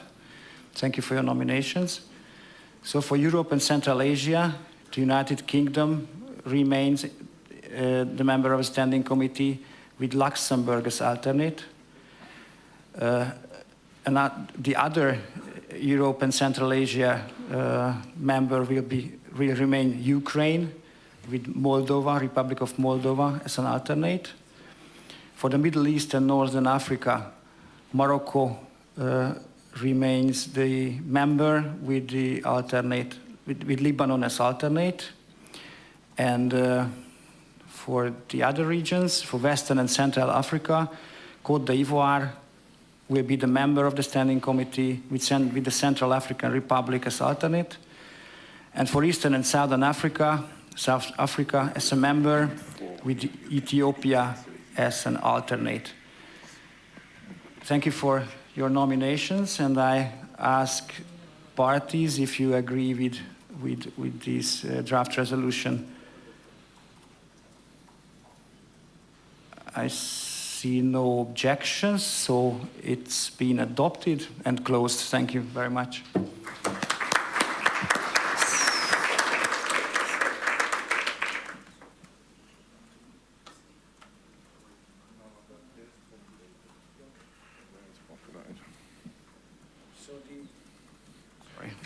The next draft resolution on our list is draft resolution 11 on institutional arrangements on the technical committee.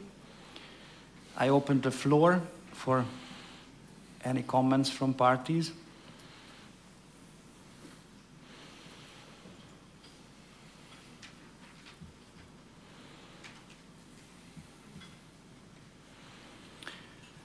I see no request from the floor. So can I take that the meeting of the parties adopts draft resolution 11? I see no objections, so it is adopted and closed. Thank you very much. The next on our list is draft resolution 12, Rev 1, on financial and administrative matters. And I open the floor if you have any comments to the draft resolution. And I see the United Kingdom. You have the floor. It's only a minor change, but on paragraph 18, the way that it's currently worded, it implies that there's more than one species officer post. So I would change the wording there to say, I would just change the order of the listing. So it says, in particular, the species officer and those within the African Initiative Unit. Unless you want to use Oxford commas, but I don't think we want to get into that.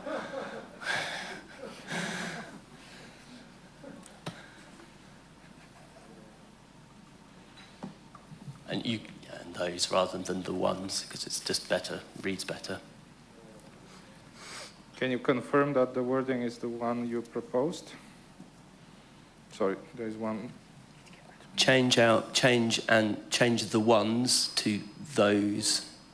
It just reads reads nicer, more nicely. I can't speak well though.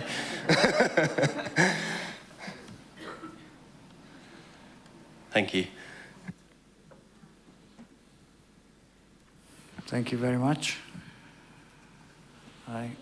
I see South Africa. You have the floor. Thank you, Mr. Chair. I just want to check that there are new paragraphs, I think around 3, that have been introduced into this document. Is that correct? Secretary, yes, it's correct. Okay, so our comments are based on 2 operative paragraphs, the new ones. Paragraph 10. Yes, so we want to introduce after as soon as possible. I just want to open the text. We want to add to enhance the financial sustainability and implementation of the agreement through contributions by all parties.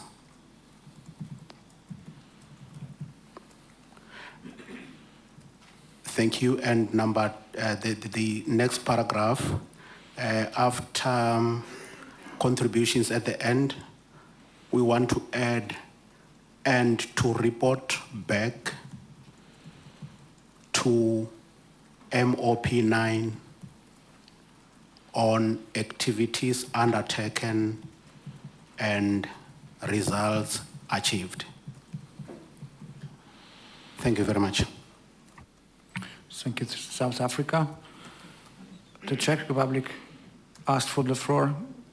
You have the floor. Thank you, Chair. It's not on this text. This text seems fine. And I'm speaking on behalf of the Czech Republic, not the EU this time. And it is just not a proposal on changing the resolution or the table included, but a comment, perhaps, that we would request to be put in the report. And we are concerned that the budget line for the technical committee at the moment is 0. And we would like to underline that it's quite important to have the technical committee meeting in person at least once during the intersessional period. And we would therefore ask the standing committee, in line with its mandate that is in the resolution, we would like to ask that it considers to finance the meeting of the technical committee from the available balance of the trust fund. That is just a note on this. It's not a proposal to change the resolution or the table. Thank you very much. Thank you, Czech Republic, for this suggestion. Thank you very much. And I ask parties if you can adopt DR 12 with the slight amendments from the UK and South Africa.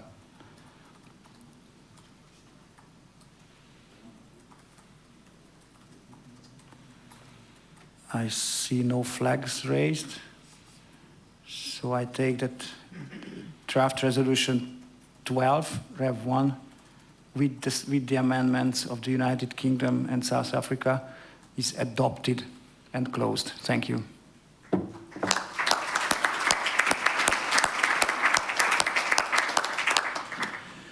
The next draft resolution on our list is draft resolution 14 on tribute to the organizers. This item has not yet been discussed in any of the working groups. But I open the floor if you have any comments with regard to this draft resolution.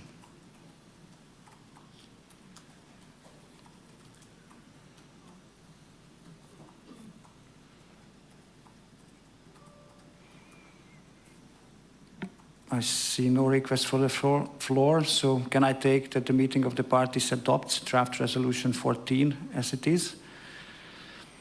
I see no objections. This is adopted and closed. Thank you.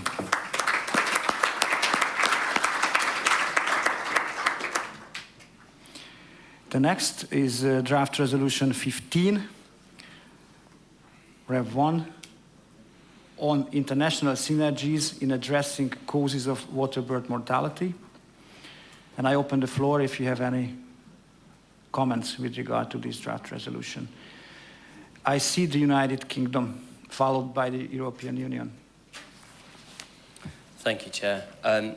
This is I have two comments. First one is in respect to paragraph, I believe it's 15 of the preambular text, which our colleagues in Egypt proposed in the working groups. I thank them for drawing attention to this, the issue about the government efforts to manage energy infrastructure.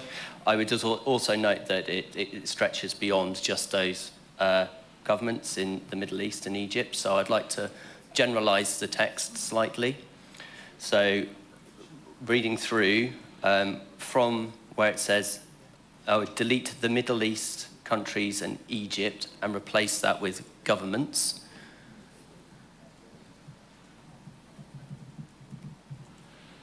And just to clarify that actually the criticality of this work, in particular bottlenecks around the migratory routes, I would add to the end, so comma, and then in particular where there are bottlenecks for migration. Sorry, can you point me more precisely? To the very end of the text. Very end, comma? Yeah, or comma, in particular where there are bottlenecks for migration. And I think this more accurately reflects that actually there's a range of parties that are delivering against this. My other intervention is a very minor one, but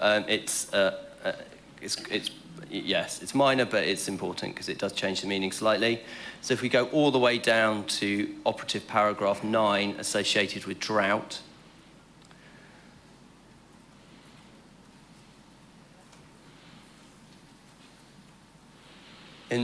at the very end, it has in brackets, i.e. data concerning possible decreased breeding success and or survival. That is not the only source of data, so rather than it saying i.e., it should say e.g. It's a minor change, but it's quite an important one because it changes the meaning quite substantially there. Thank you. Thank you, United Kingdom. I give the floor to the Czech Republic on behalf of the European Union. Thank you, Chair. Upon inspection of the text, we have come to the conclusion that the current wording of the Article 2.3 might still need some tweaking. So we would like to propose a minor amendment at the beginning of the sentence.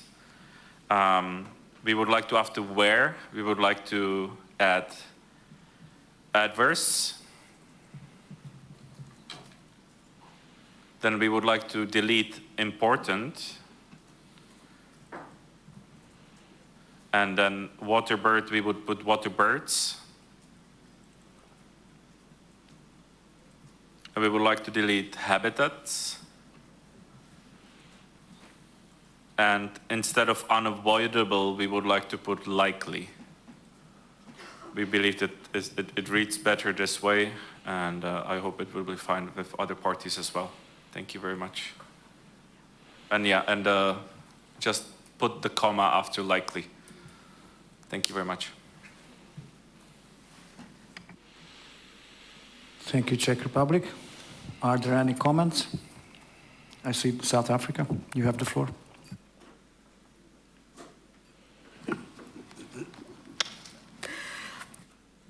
Thank you, Chair. Under paragraph or page 2 of the preamble of the Benguela Current Convention, we'd like to add R. And under the operative text, number 4 on page 6, that starts with encourages. Excuse me, can we just handle first the preamble part? Sure. This is the top of page 2. So where it reads, as well as the Benguela Current Convention is lagging, it's are lagging.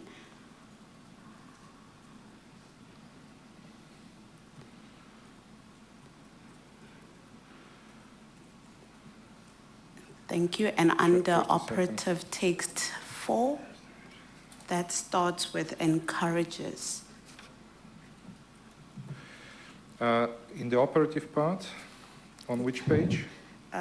Page 6. I think it's page 6. Page 6. Yeah. That's with. Which number?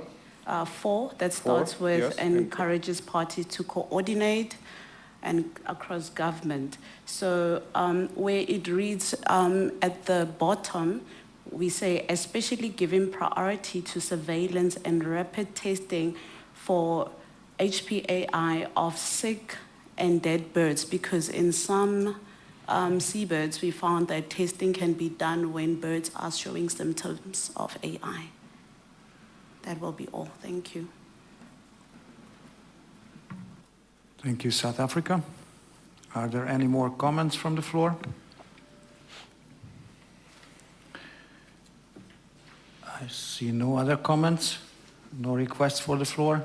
So can I take that the meeting of the parties can adopt draft resolution 15 Rev 3 as amended by the suggestions from the UK, the European Union and South Africa just now? I see no objections, so draft resolution 15 Rev 3 as amended is adopted and closed. Thank you very much.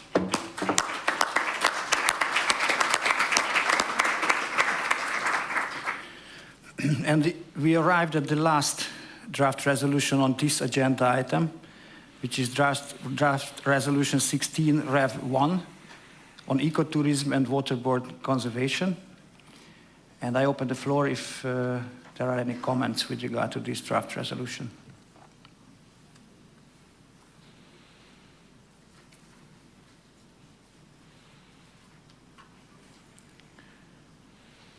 I see no request for the floor. So can I take that the meeting of the parties adopts draft resolution 16 Rev 1? I can see no objections. So It is adopted and closed. Thank you for that.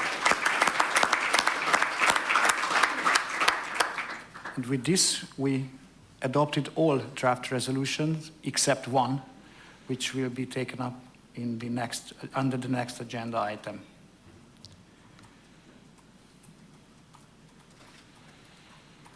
So we move on and take agenda item 32, which is the date and venue of the 9th session of the meeting of the parties. Here we have one draft resolution, draft resolution 13. And I asked the Secretariat to say a few words about this item. Jacques, you have the floor. Thank you. Merci, Monsieur le Président. Thanks, Mr. Chair. The Secretariat have not received any formal offer to host the 9th session of the meeting of the party. Therefore, we modified the resolution as written here. We invite interested parties to communicate to the Secretariat within 6 months their interest in hosting the 9th session of the meeting of the party.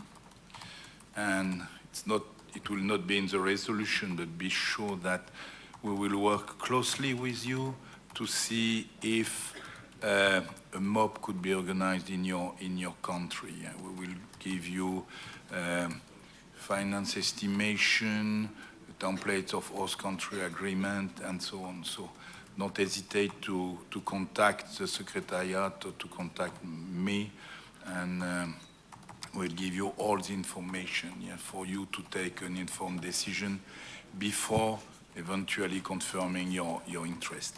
So that's the first sentence.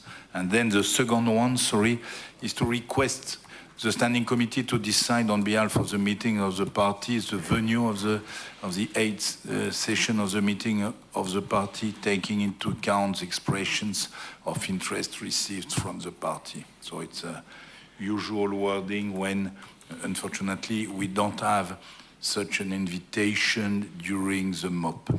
Thanks. Thank you, Secretariat. We should decide on the date, or at least the year of the next MOP. And I propose to keep the 3 years cycle and organize the next MOP in 3 years in 2025. But as I see, there is nothing is said about that in the current version of the draft resolution, so I suggest that the Secretariat is drafting a sentence which says that the next MOP is to be organized in 2025.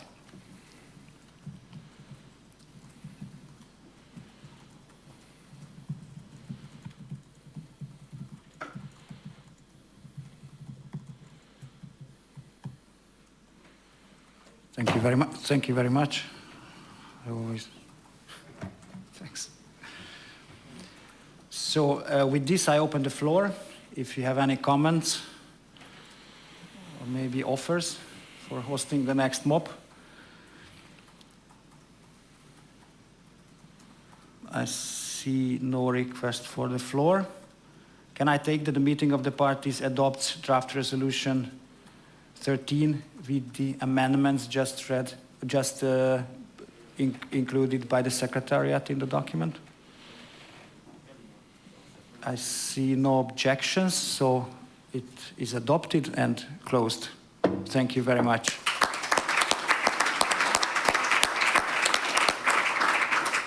And with this, we went through all of our draft resolutions, all the 16.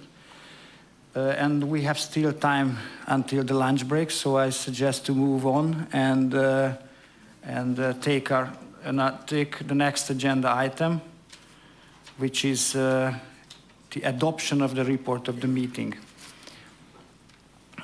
Under this agenda item, we will adopt the report of the first 2 days of the MOP. And I would like to ask from you a mandate to finalize the report of the last day, this day, with support from the Secretariat. So if you allow me, if you give me a mandate, the chair will finalize the report with the assistance of the Secretariat. The report will be taken page by page. It will be put on the screen so everyone can see it. No, it's short. Sorry, it will not be projected on the screen. I was mixing it with the resolutions, so it will not be projected. But we will follow the order of the English version, and we will take it page by page. So I ask you if you have any comments with regard to page 1.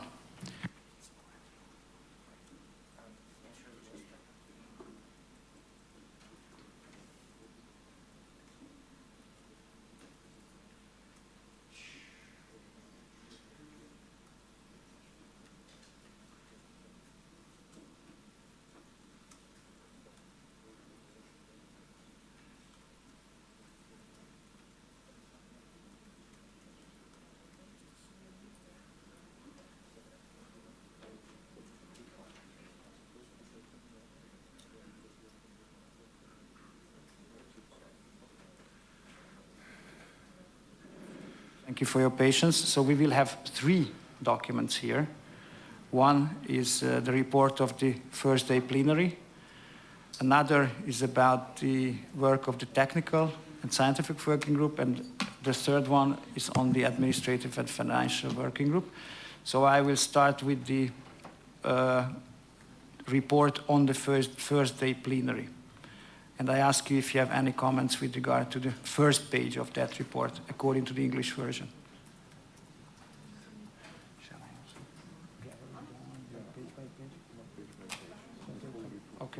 Okay. So I see no request from the floor. Any comments with regard to page 2?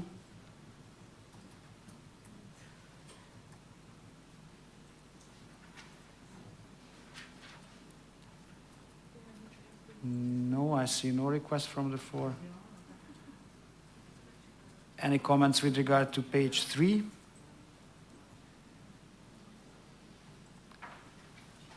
I see no request for the floor. On page 4,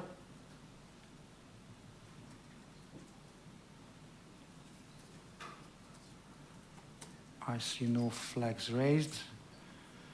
On page 5,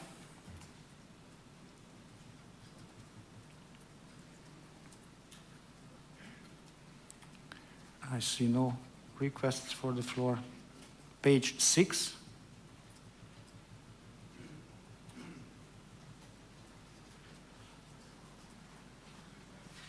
I see no requests from the floor. Page 7.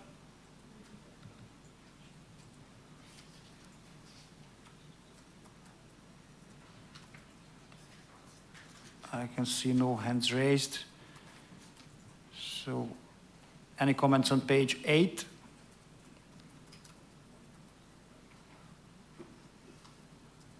I see none. On page 9,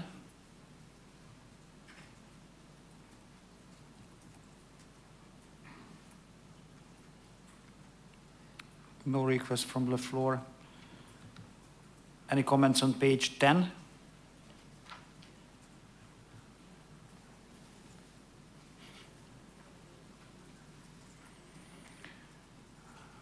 I see none. Are there any comments on page 11?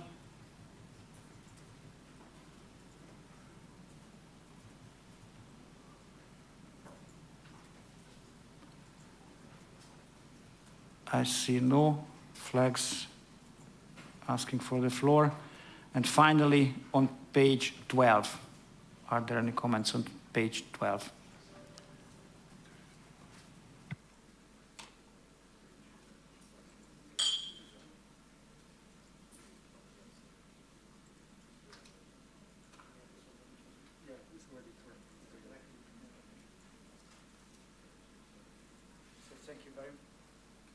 Thank you very much. Can I take that the meeting of the parties adopts the report on the first day plenary. I see no objections, so it is adopted and closed. Thank you very much.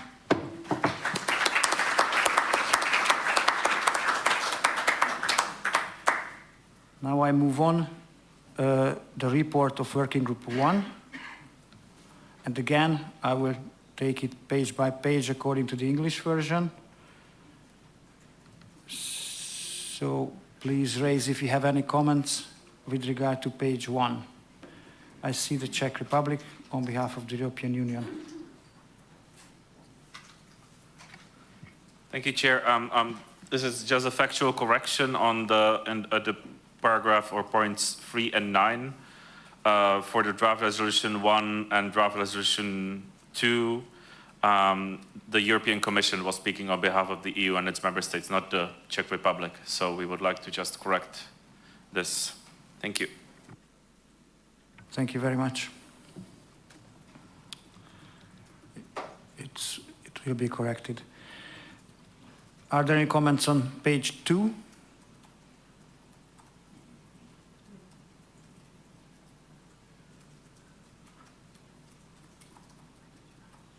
I see no request for the floor. Any comments on page 3?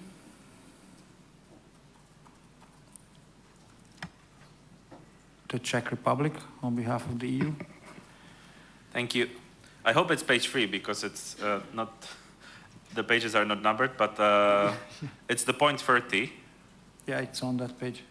And we would just like to add a small new text to the report, and that on the point 30, Finland speaking on behalf of the EU and its member states proposed amendments to the document 23 and 25 concerning the missing of a formerly agreed footnote in the either SSAP concerning AHM and cost share in this context. So this is, we would like to specify what we have commented on in this particular point. Thank you, Czech Republic. I hope it's acceptable for all of you. Are there any comments on that amendments or with regard to page 3 in general? I hope it's page 3.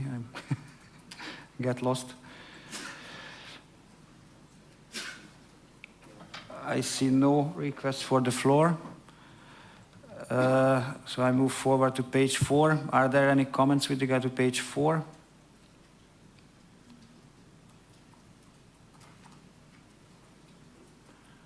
I see no requests for the floor. With regard to page 5,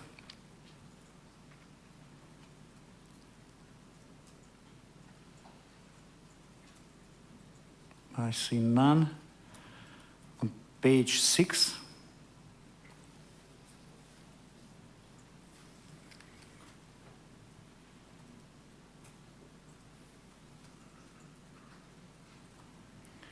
I see no request. Page 7.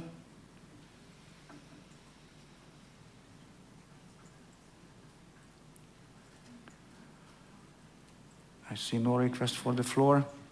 Page 8.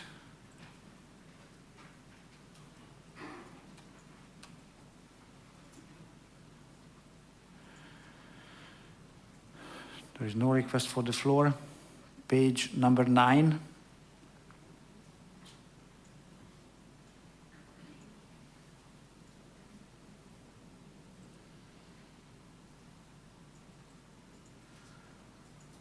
I see no request from the floor. Page number 10, starting with point 86, I hope.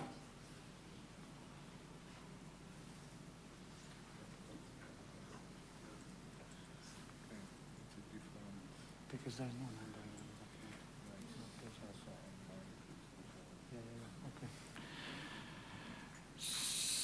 So are there any comments on page 11?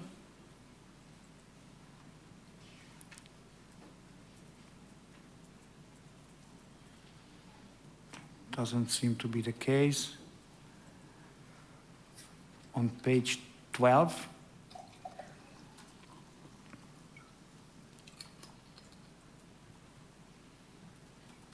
And that's it. So can I take that the meeting of the parties adopts the report of the Scientific and Administrative Working Group sessions with the slight amendments by the Czech Republic on behalf of the European Union? I see no objections, so the report has been adopted and closed. Thank you very much.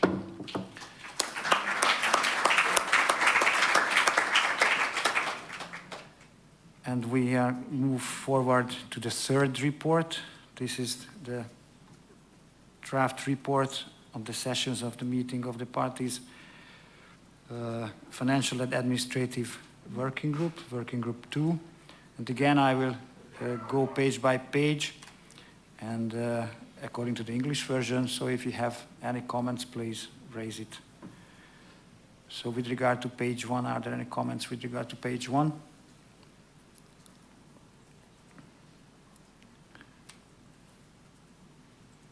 I see no comments. On page 2,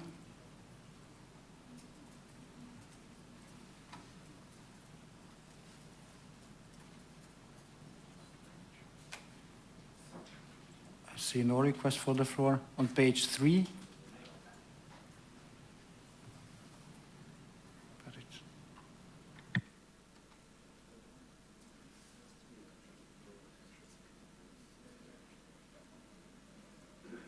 I just realized the problem with the numbering. So page 2 is numbered with page 3. So I am on the page which is marked as page 3.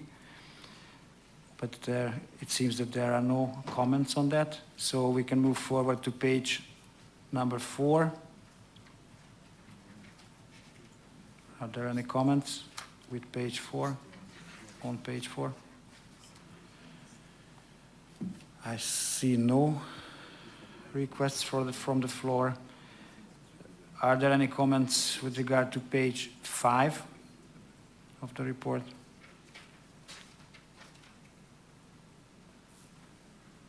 I see none. So move forward to page 6, which is the last page of the report. Are there any comments with the last page of the report? I see no requests for the floor. So can I take that the meeting of the parties adopts the draft report on the work of the Uganda? Sorry, I didn't realize Uganda. You have the floor. Thank you very much, Chair. We appreciate the content of this report, but if you recall, the summary that the chair of this committee gave, you will find that the conclusion of the outcome of the discussion is not reflected here. For example, when he said very clearly the 50% that is being supported of the African initiative to be increased by 30%, does not seem to feature here, as well as the position that was adopted for recruitment of a species officer does not reflect in the report. And therefore, it is in my view that the proceedings of the afternoon of the 28th should be reflected in this report, because if you looked at it in the current form, it seems the group suspended business by half the 28th. So can we have the proceedings of that afternoon captured in the report? Thank you. Thank you, Uganda. And I give the floor to the Secretariat to clarify this. Thank you, Chair. Just to clarify that this is quite an unusual construct for the meeting of the parties. It's the first time we are running a session on a 4-day basis. Normally we have a 5-year session of the meeting of the parties. 5 days. What did I say? Yes. Long. Yeah.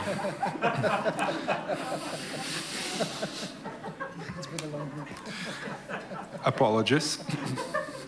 It's going to be one very long meeting.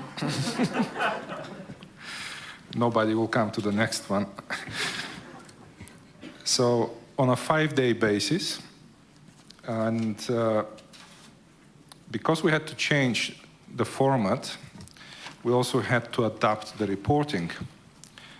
Normally, in a five-day construct of a MOP, we report only the plenary. Working groups are not reported in the report of the meeting, because in plenary we present all agenda items with the statements from the parties. In the working groups, we take detailed discussion, and there is a lot of forth and back, a lot of clarifications, a lot of revisions. This is normally not going into the report, and we've never done it before. The adaptation of reporting in this shorter meeting of the parties involved also the working groups, for the reason that a number of agenda items were not presented in the plenary. We tried to do the report in a way where we keep the items fairly short without going into too much detail. Particularly the Working Group on Finance and Administration has very convoluted discussions. I wasn't there, but I'm pretty certain that's what happened there. Reporting that normally is quite complex. So the agreement was that we will only try to take into the report those general statements which normally appear in plenary, rather than going into the detail of the discussions in the working groups. And I understand that that sort of segment of general statements took place in the afternoon of the first day after the first plenary in the Working Group on Finance and Administration. That's why only this part is reported here. It was not meant that the second day, which went into in-depth discussions, will appear into the report. So I'm just clarifying why it's not appearing and why you only see the first part of the Working Group 1. In Working Group 2, things were slightly different because we had many agenda items. In the other working group, there was practically only one. Therefore, we had to report both sessions on the first day and the second day with all the general statements and a very short depiction of exchange in terms of proposals. So because the resolution itself captures the outcome of the discussions in the Finance and Administrative Working Group. It will be a kind of a duplication, drawing that in the report and in the resolution. The resolution, in a way, is your report of the outcomes of those detailed discussions that took place on day 2 of the working group. I hope this clarifies why we worked in this way. And just a second.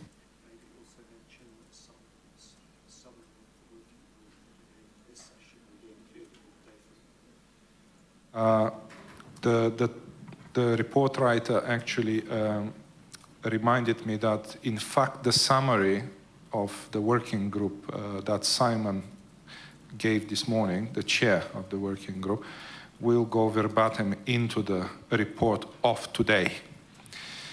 So what was said will be captured, not as a report of the working group itself, but as a statement from the chair of the working group in the report of the last day. So hopefully this will take care of the issue, and I hope Uganda will be satisfied with this way of handling the reporting. Thank you. Thank you for this clarification for the Secretariat. And I ask you parties if the meeting of the parties can adopt the report of the second working group with this explanation by the Secretariat. I see no objections, so the report is adopted and closed. Thank you very much.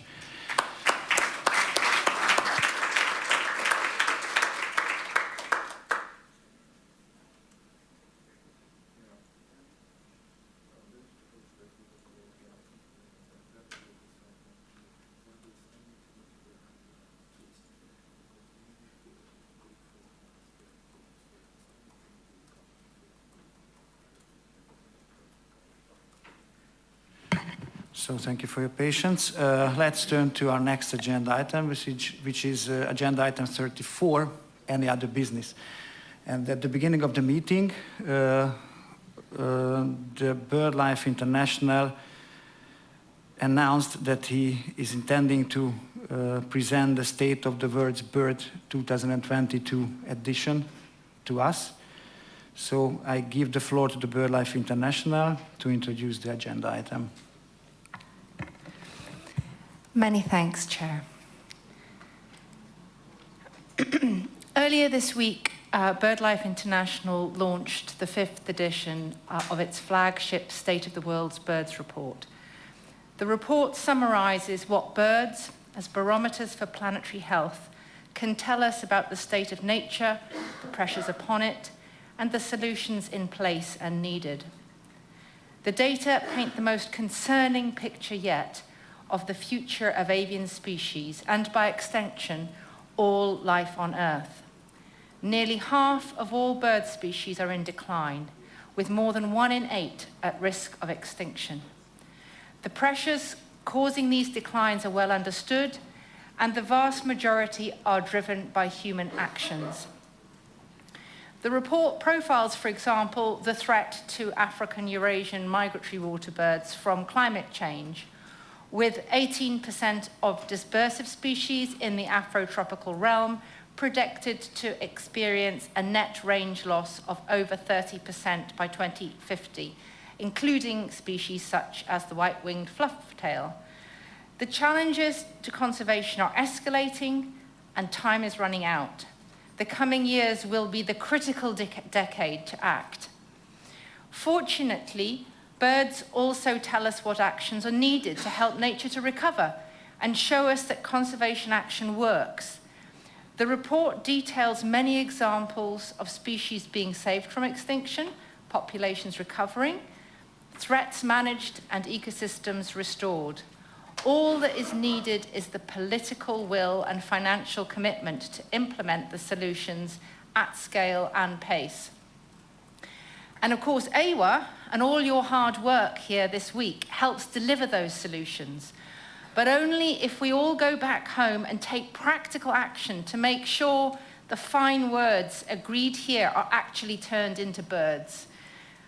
BirdLife urges you national focal points and your teams, observers, and indeed all MOP8 participants, once you've had a little time to recover from your efforts here, to focus, while the words are still fresh in your minds, on taking steps to make sure each of these resolutions is actually implemented.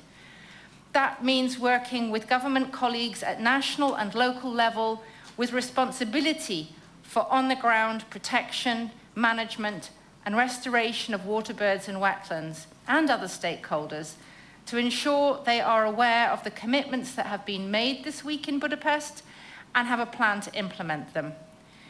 These actions need also to be integrated into the national biodiversity action plans and strategies that all countries will need to develop to implement the Global Biodiversity Framework to be adopted in December at COP15 of CBD.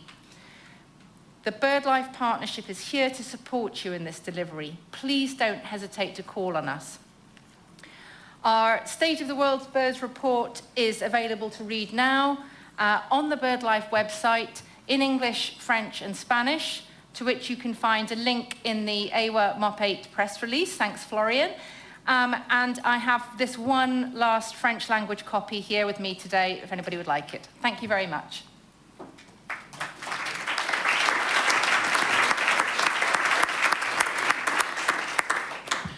Thank you, BirdLife International, for this presentation, and I ask the floor if you have any questions or comments with regard to it.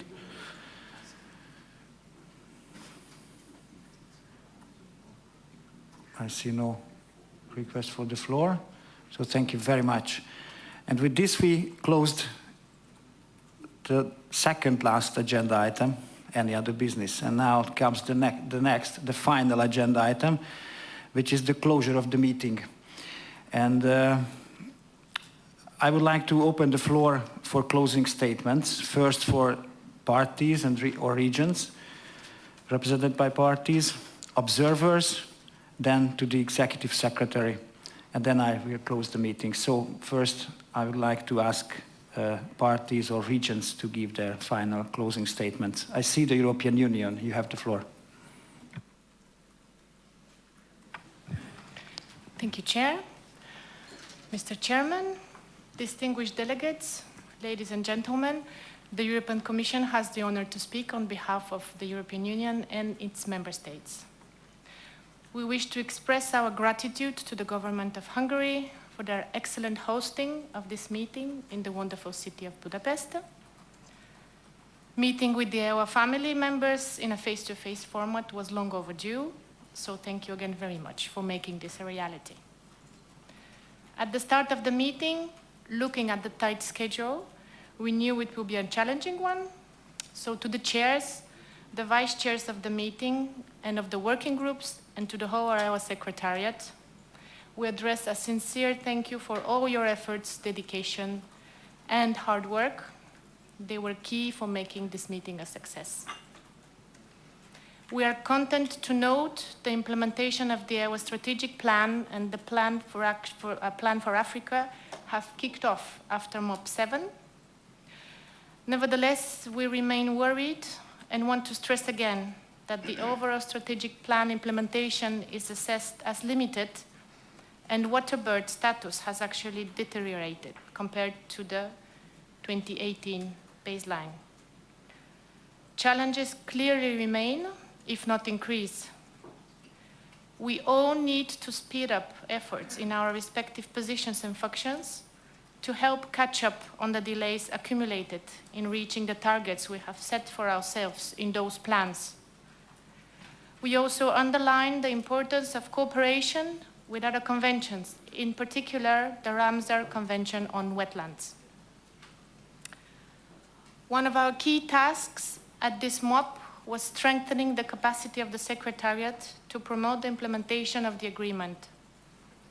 For the EU and its member states, the agreement is very important to reinforce cooperation and action on bird conservation beyond the EU, particularly in the Sahel region and elsewhere where the agreement is lacking engagement.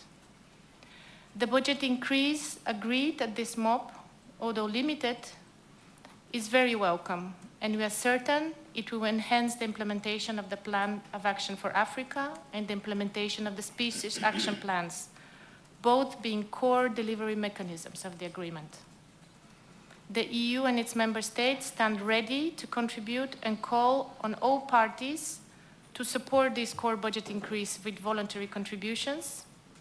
And we thank the UK and Norway for their pledge to contribute financially to further enhance the staff capacity of the Secretariat.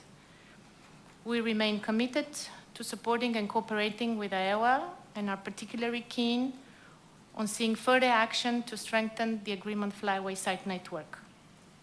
Let's keep up the work, double our efforts to advance conservation action for the benefit of migratory waterbirds, nature, and people. Thank you. Thank you very much, European Union.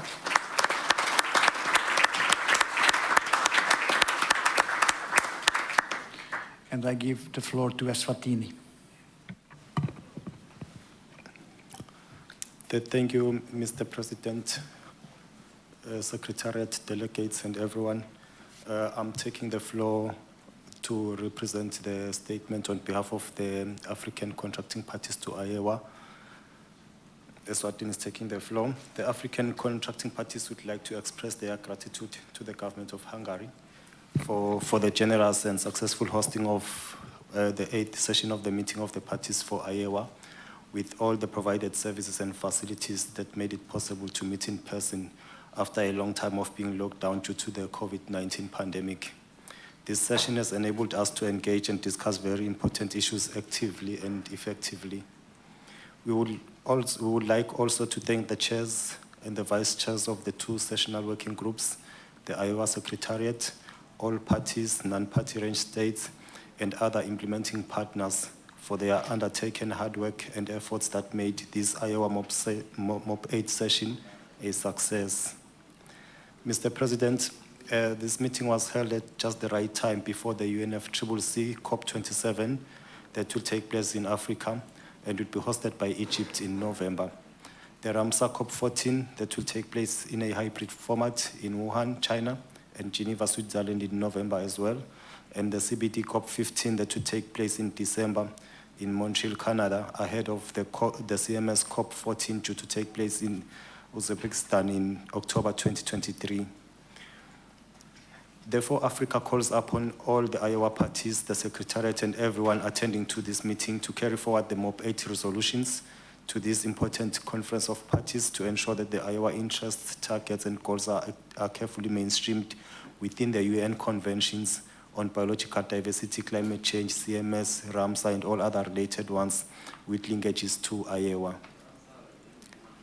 Africa also calls upon all those who are engaged in the development of the post-2020 global biodiversity framework to ensure adequate consideration of the conservation of waterbeds and their habitats, and to ensure and stress on the contributions of AEWA in developing a robust, ambitious, and inclusive global diversity framework that should be considered as a great opportunity to reshape our relationship with nature. While Africa is concerned with the slow progress of implementation of the AEWA Strategic Plan 2019 to 2027, we still hope that the outcomes of this AEWA MOP8 and the ongoing global processes will help raise the awareness at all levels to scale up our efforts and to move from talks into actions. Mr. President, Africa appreciates the constructive spirit of the negotiations of all parties and acknowledges the outcomes of the AEWA MOP8 that will significantly contribute to enhancing the management and conservation of waterbeds and their habitats. In this regard, it is really important to acknowledge the adoption of the complete set of resolutions as adopted in this meeting that will help all parties, particularly Africa, to strengthen and enhance our management and conservation efforts, including the implementation of the international species management and action plans, monitoring protocols of waterbeds and site inventories, and improving our knowledge base for effective conservation of waterbeds, all with the support of AEWA conservation guidance. It is also appreciated that MOP8 session has addressed the concerns related to the long-term decline of 43% of the AEWA listed populations and adopted Resolution 15 to address the causes of waterbed mortalities. Africa also welcomes Resolution 16 on waterbed-related ecotourism that will contribute to the conservation of waterbeds and bring benefits and sustainable source of income for the indigenous peoples and local communities as outlined in the AEWA Strategic Plan 2019-27. Whereas achievement of the agreement's strategic objectives of the African initiative has been constrained by limited capacity and resources, we are encouraged that during the next China, support for the Africa initiative has been increased from the current 50% to 80% from the core budget. In addition, it is gratifying that recruitment of the species conservation officer, who will specifically be responsible for the taking forward of the species action and management plan, has been factored in the 23-25 triennium budget at 50% core budget. This, we hope, will accelerate the achievement of the objectives of the AEWA strategic plan and that of the plan of action for Africa. Mr. President, delivery of this agreement would have been extremely difficult without the invaluable contributions of all the parties, non-party range states, and all those who have made and will continue to make contributions to the cause of the migratory waterbed. In a special way, Africa is grateful to the parties whose annual assessed contributions have significantly bridged the funding gap, and those who have further voluntarily contributed resources, both financial and technical. In particular, Africa would like to appreciate the commitments of the various governments to enhance their financial contributions to the China budget to support implementation of the agreement. Mr. President, as we conclude this session, just as we wish to have safe flights back home, let us remember and do all that we can within our means to strengthen flyway conservation in changing the world, to enable migratory waterbeds equally, live and reach safely throughout their ranges. I thank you all.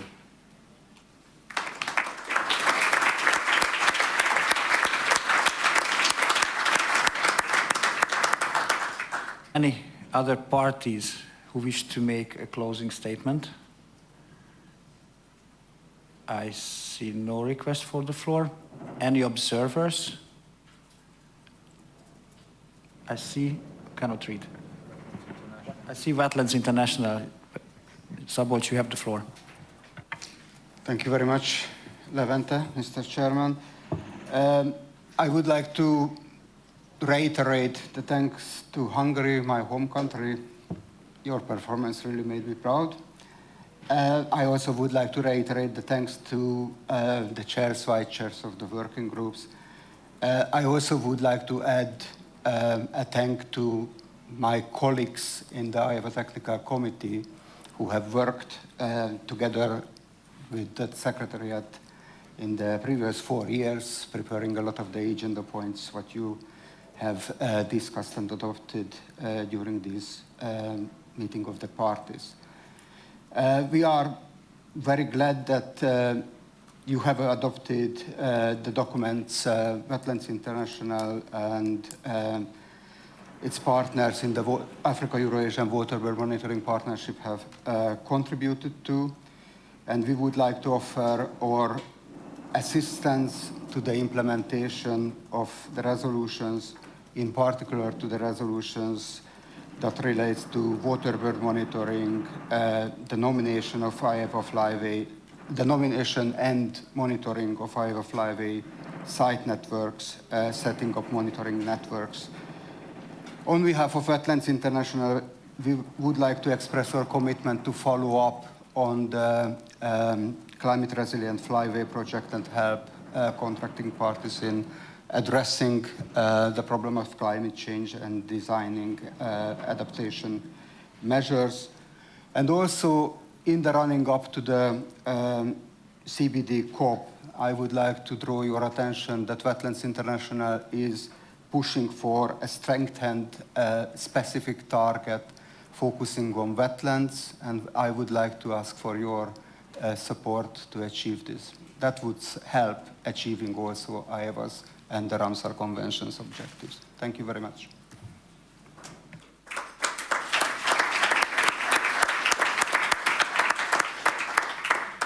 Thank you very much, Wetlands International. Are there any observers who wish to make a closing statement?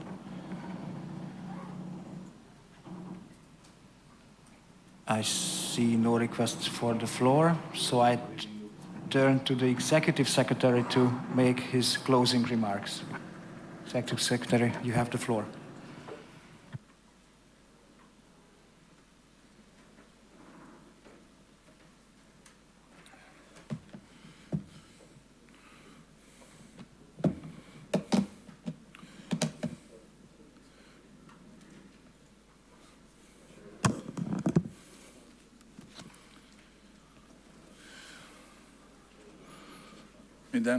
Mesdames et messieurs, chers collègues, chers amis,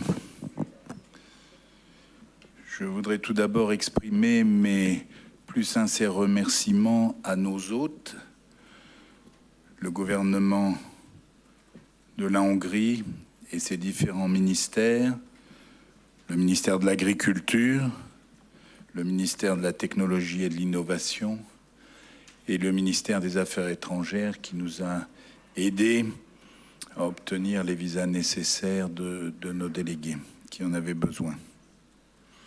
Et je voudrais bien sûr exprimer mes remerciements les plus sincères au vice-premier ministre qui a ouvert cette MOP, cette réunion des partis, et je demanderai à Levente de transmettre nos remerciements à Jord. Je voudrais aussi remercier bien sûr la compagnie d'État One with Nature qui non seulement a organisé une petite exposition l'année dernière, mais a réussi aussi à contribué au succès de cette réunion des partis. Merci. Et Zoltan Kovacs nous a rappelé que cette petite exposition l'année dernière, One with Nature, a rassemblé plus de 1 600 000 personnes. Merci beaucoup pour votre accueil chaleureux ici à Budapest et votre hospitalité. Nous nous sommes sentis comme à la maison, je pense, durant cette semaine. Et je voudrais remercier aussi le temps, la pluie qui nous a permis de rassembler tous les délégués pour les side events. Merci à cette météo favorable pour nous et pour nos travaux. Je voudrais aussi remercier nos généreux donateurs qui nous ont offert une cérémonie d'accueil arrosée, alors pas par la pluie cette fois-ci, et sustentée. Le CIC, la Fondation Dallas Safari Club et Leica. Et je voudrais les remercier pour avoir choisi ce Rin Pub, qui en fait est en pleine vitalité. Nous avions fait un pari avec le gouvernement hongrois et avec le Standing Committee qui nous a beaucoup aidé, qui a beaucoup aidé le secrétariat dans les décisions à prendre. Et nous avions ciblé ces dernières semaines de septembre, espérant que la pandémie de Covid serait à son plus bas. Nous avons malheureusement quelques personnes, collègues du secrétariat, délégués, organisateurs, qui malheureusement ont été testés positifs. Ils se sont bien sûr isolés. Et je voudrais vous remercier tous pour avoir bien voulu porter le masque. Ce n'est pas forcément très évident. Pour vous être testés chaque matin et pour nous avoir tous permis collectivement d'être aussi nombreux lors de cette cérémonie de clôture. Durant ces jours que nous avons passés ensemble, on a bien sûr travaillé très fortement pour mettre en exergue notre slogan « Renforcer la conservation des voies de migration dans un monde en mutation ». Car effectivement, notre monde est en mutation. Changement climatique, des nouveaux équilibres politiques, parfois l'oubli que le multilatéralisme est ici pour régler les différends entre les États. Notre travail n'est pas facile, il peut paraître secondaire, compte tenu de la crise économique, de la crise sanitaire, mais il est néanmoins indispensable pour assurer notre futur. Et j'ai été très heureux d'être le témoin des progrès que nous avons faits cette semaine, même si, comme vous tous, je suis conscient qu'il nous reste encore beaucoup de défis à relever. J'aimerais remercier toutes les parties à l'AEWA qui ont adopté les nombreuses résolutions que notre président vous a présentées ce matin, ainsi que de nombreux documents. Comme ça a été relevé par la présidence européenne, même si l'augmentation est limitée, je voudrais vous remercier aussi pour avoir adopté ce budget triennal qui, pour la première fois depuis 14 ans, est en augmentation et qui nous permettra de recruter un officier chargé de la coordination des plans d'action. Alors, il faudra qu'on trouve des contributions volontaires, bien entendu, mais c'est un bon début et je voudrais aussi vous remercier de votre soutien à l'initiative africaine. Toutes les contributions volontaires sont également bienvenues, qu'elles soient petites ou importantes. Toutes comptent. Et ces aides additionnelles sont extrêmement cruciales pour la mise en œuvre de l'accord. Nous avons, et vous l'avez constaté, des personnels dévoués, mais les journées n'ont que 24 heures. Je suis serein, car je pense que collectivement, avec des partenariats solides, des ressources suffisantes, et au-delà de notre bulle de conservation, nous arriverons à mettre en œuvre notre plan stratégique ambitieux. Alors avant de conclure, je voudrais inviter quelques personnes à côté de moi sur le podium, sans laquelle cette réunion des partis n'aurait pas pu avoir lieu. Et je voudrais inviter, en tant que représentant du gouvernement hongrois, membre du ministère de l'Agriculture, je voudrais inviter l'Evente à me rejoindre ici et d'accepter quelques présents comme signe de notre gratitude. Merci.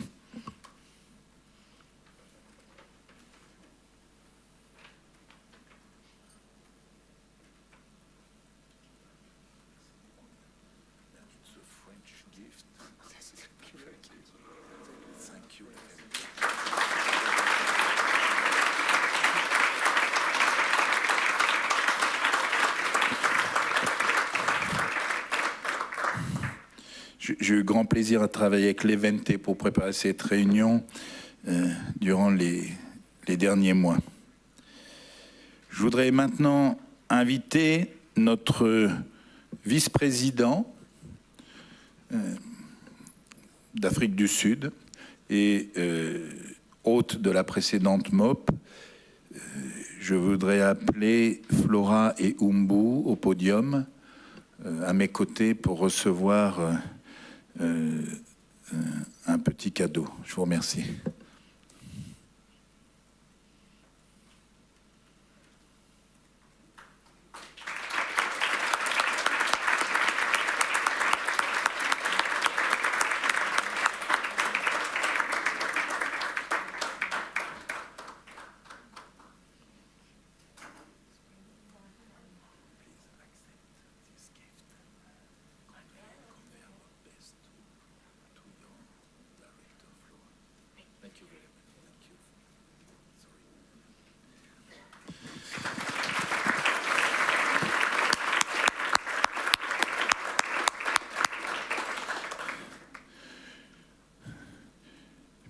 Puis-je désormais appeler le président de votre comité des lettres de créance?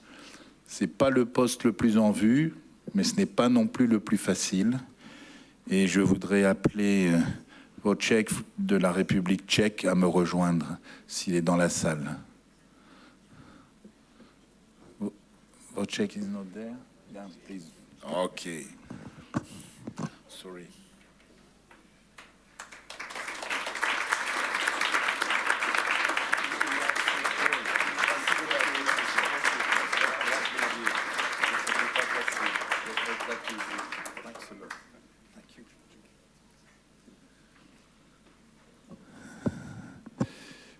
Je voudrais aussi appeler auprès de moi les deux présidents de nos groupes de travail qui nous ont guidés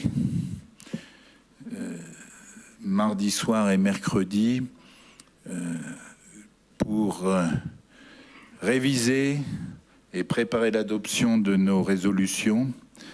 Donc je voudrais appeler András de la Hongrie et Simon du gouvernement britannique à me rejoindre sur le podium. Merci.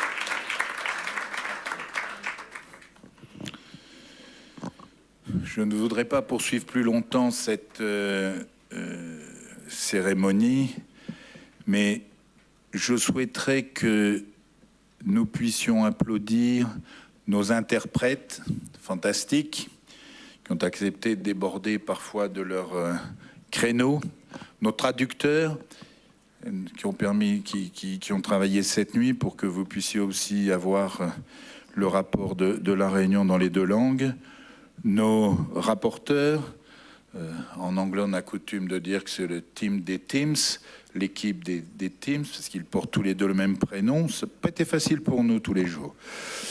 Je voudrais aussi... Ouais.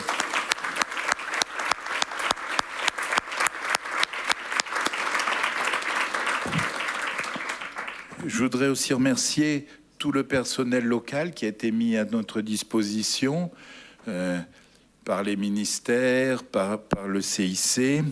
Je voudrais aussi remercier les équipes de soutien à la fois technique et logistique et également l'ensemble du personnel de l'hôtel Corinthien. J'ai une petite pensée pour le cuisinier, mais ça c'est parce que je suis français. Donc je voudrais vraiment remercier cet ensemble de personnes. Et j'ai des pensées particulières pour Sophia, Judith, Eva, Gabor et Marc. Il semblerait que les hommes soient un peu plus fragiles au Covid que les femmes.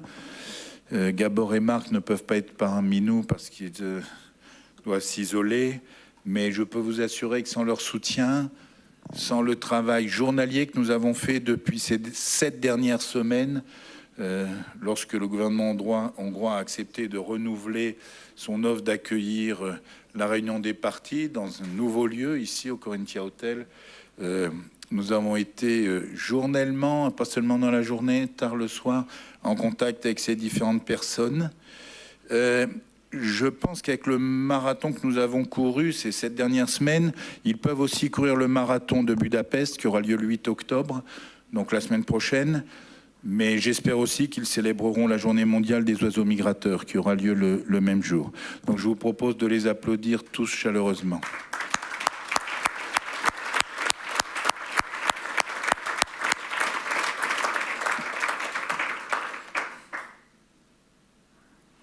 Je n'ai plus que 6 pages, hein, rassurez-vous. Je voudrais remercier très chaleureusement toute l'équipe du secrétariat de l'AEWA, ainsi que les personnels mis à disposition par la CMS, Aidin, qui fait partie de l'équipe commune de communication, Tiné et Catherine. J'espère que vous n'avez pas été effrayés par Tiné, qui avait le délicat rôle de vérifier que vous portiez vos masques. Et je voudrais aussi remercier Tilan des volontaires des Nations Unies qui nous a beaucoup aidés dans tout ce qui était Internet et logistique. Donc je voudrais remercier vraiment mon équipe qui a accepté de se lever à 4 heures du matin le mardi pour finir l'installation de cette salle.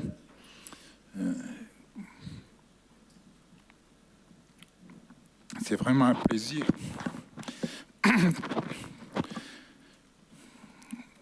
Un grand plaisir de travailler avec vous.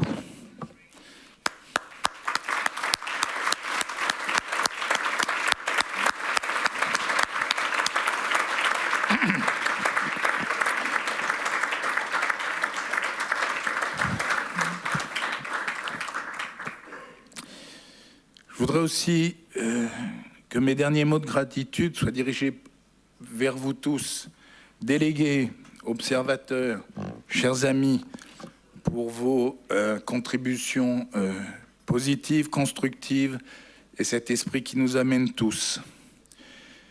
Avec ces remarques de clôture, j'aurais souhaité bien sûr un retour en sécurité chez vous. Prenez soin de vous. Et dans ces journées difficiles, dans cette période difficile que nous vivons, emportez avec vous l'esprit de l'AEWA et partagez-le. Merci.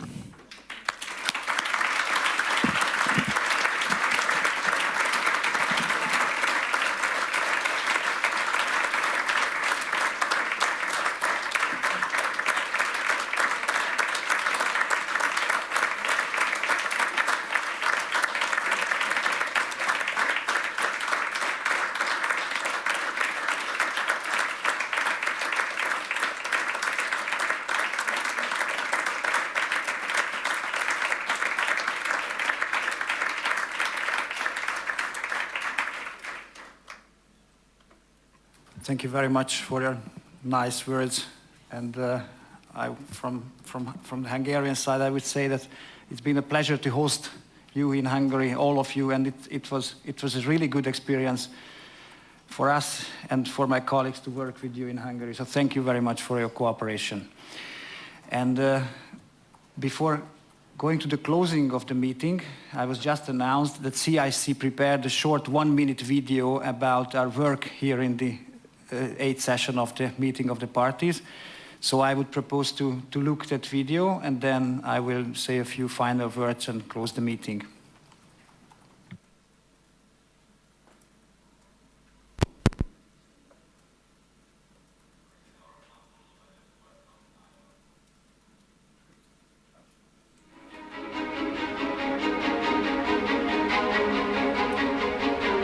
This is our utmost pleasure to welcome AEWA in Budapest, just 1 year after the very successful One with Nature World of Hunting and Nature exhibition.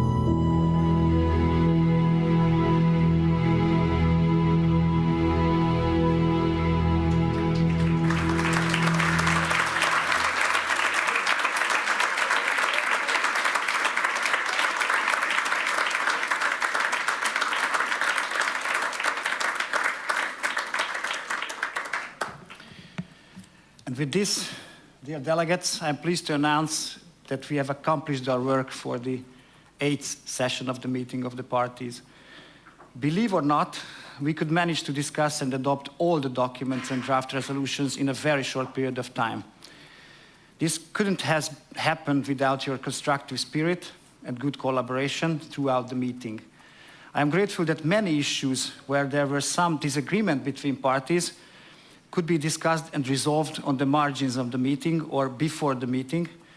This saved a lot of time, and this made it possible to finish our deliberations here in the meeting. A series of important resolutions and amendments was adopted that can contribute to a strengthened protection of waterbirds across their migration flyways, and to setting up a network of protected ecosystems that can ensure both the survival of our waterbirds and also the well-being of human populations. Among others, we reviewed the status of implementation of our strategic plan, and it became crystal clear that a lot to be done in order to achieve, or at least get closer to the 2027 targets. We adopted the budget, which contains a slight increase compared to the previous period, although it does not provide the funds for all activities, but will ensure the sufficient resources for the operation of the Secretariat, and in addition, give the possibility to recruit a species officer. This clearly shows the commitment of parties to the implementation of the agreement, which is a big thing in these difficult times.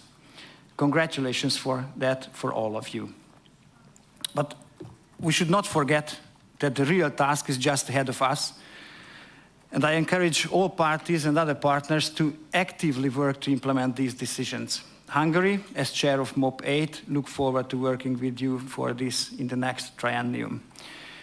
And before closing the meeting, let me first congratulate all of you for your constructive spirit and cooperation throughout the entire meeting. This made it possible to conduct our work in only 3 days, less than 3 days actually.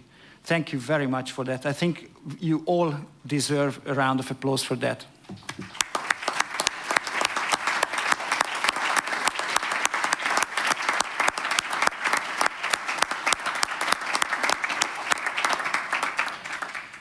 I'd like to thank the chairs of the sessional working groups who worked hard to come to an agreement on the different documents and made our, especially my life, easier here at the plenary. I also thank the chair of the Credentials Committee for the work.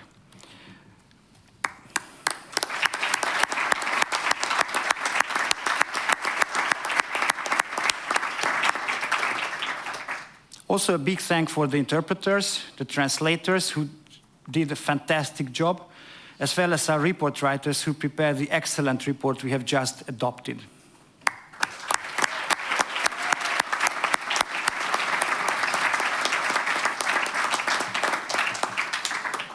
A special thanks for the One with Nature team of the Ministry of Technology and Industry, as well as my team in the Ministry of Agriculture, who have worked very hard for the preparation and to make it possible to organize this meeting here in Budapest. So thank you for that.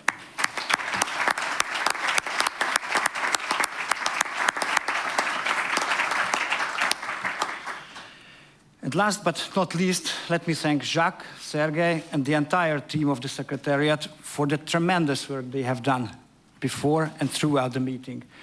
They have worked day and night with a very small staff to assist our negotiations, to prepare the documents in time, and to brief and assist me as a chair of the meeting. I'm very much grateful for that. A large part of their work is hidden behind the scenes, and probably not everyone realizes how important is it. It has been a pleasure working with you and to have a chance to get some insight behind the scenes, behind those scenes. Thank you very much for that.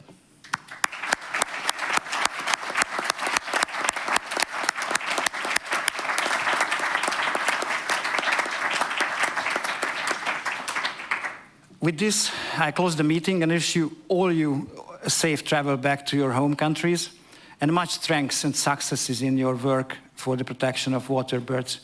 Thank you very much. It's been really a pleasure working with you and host you in Budapest. The meeting is now closed. Thank you.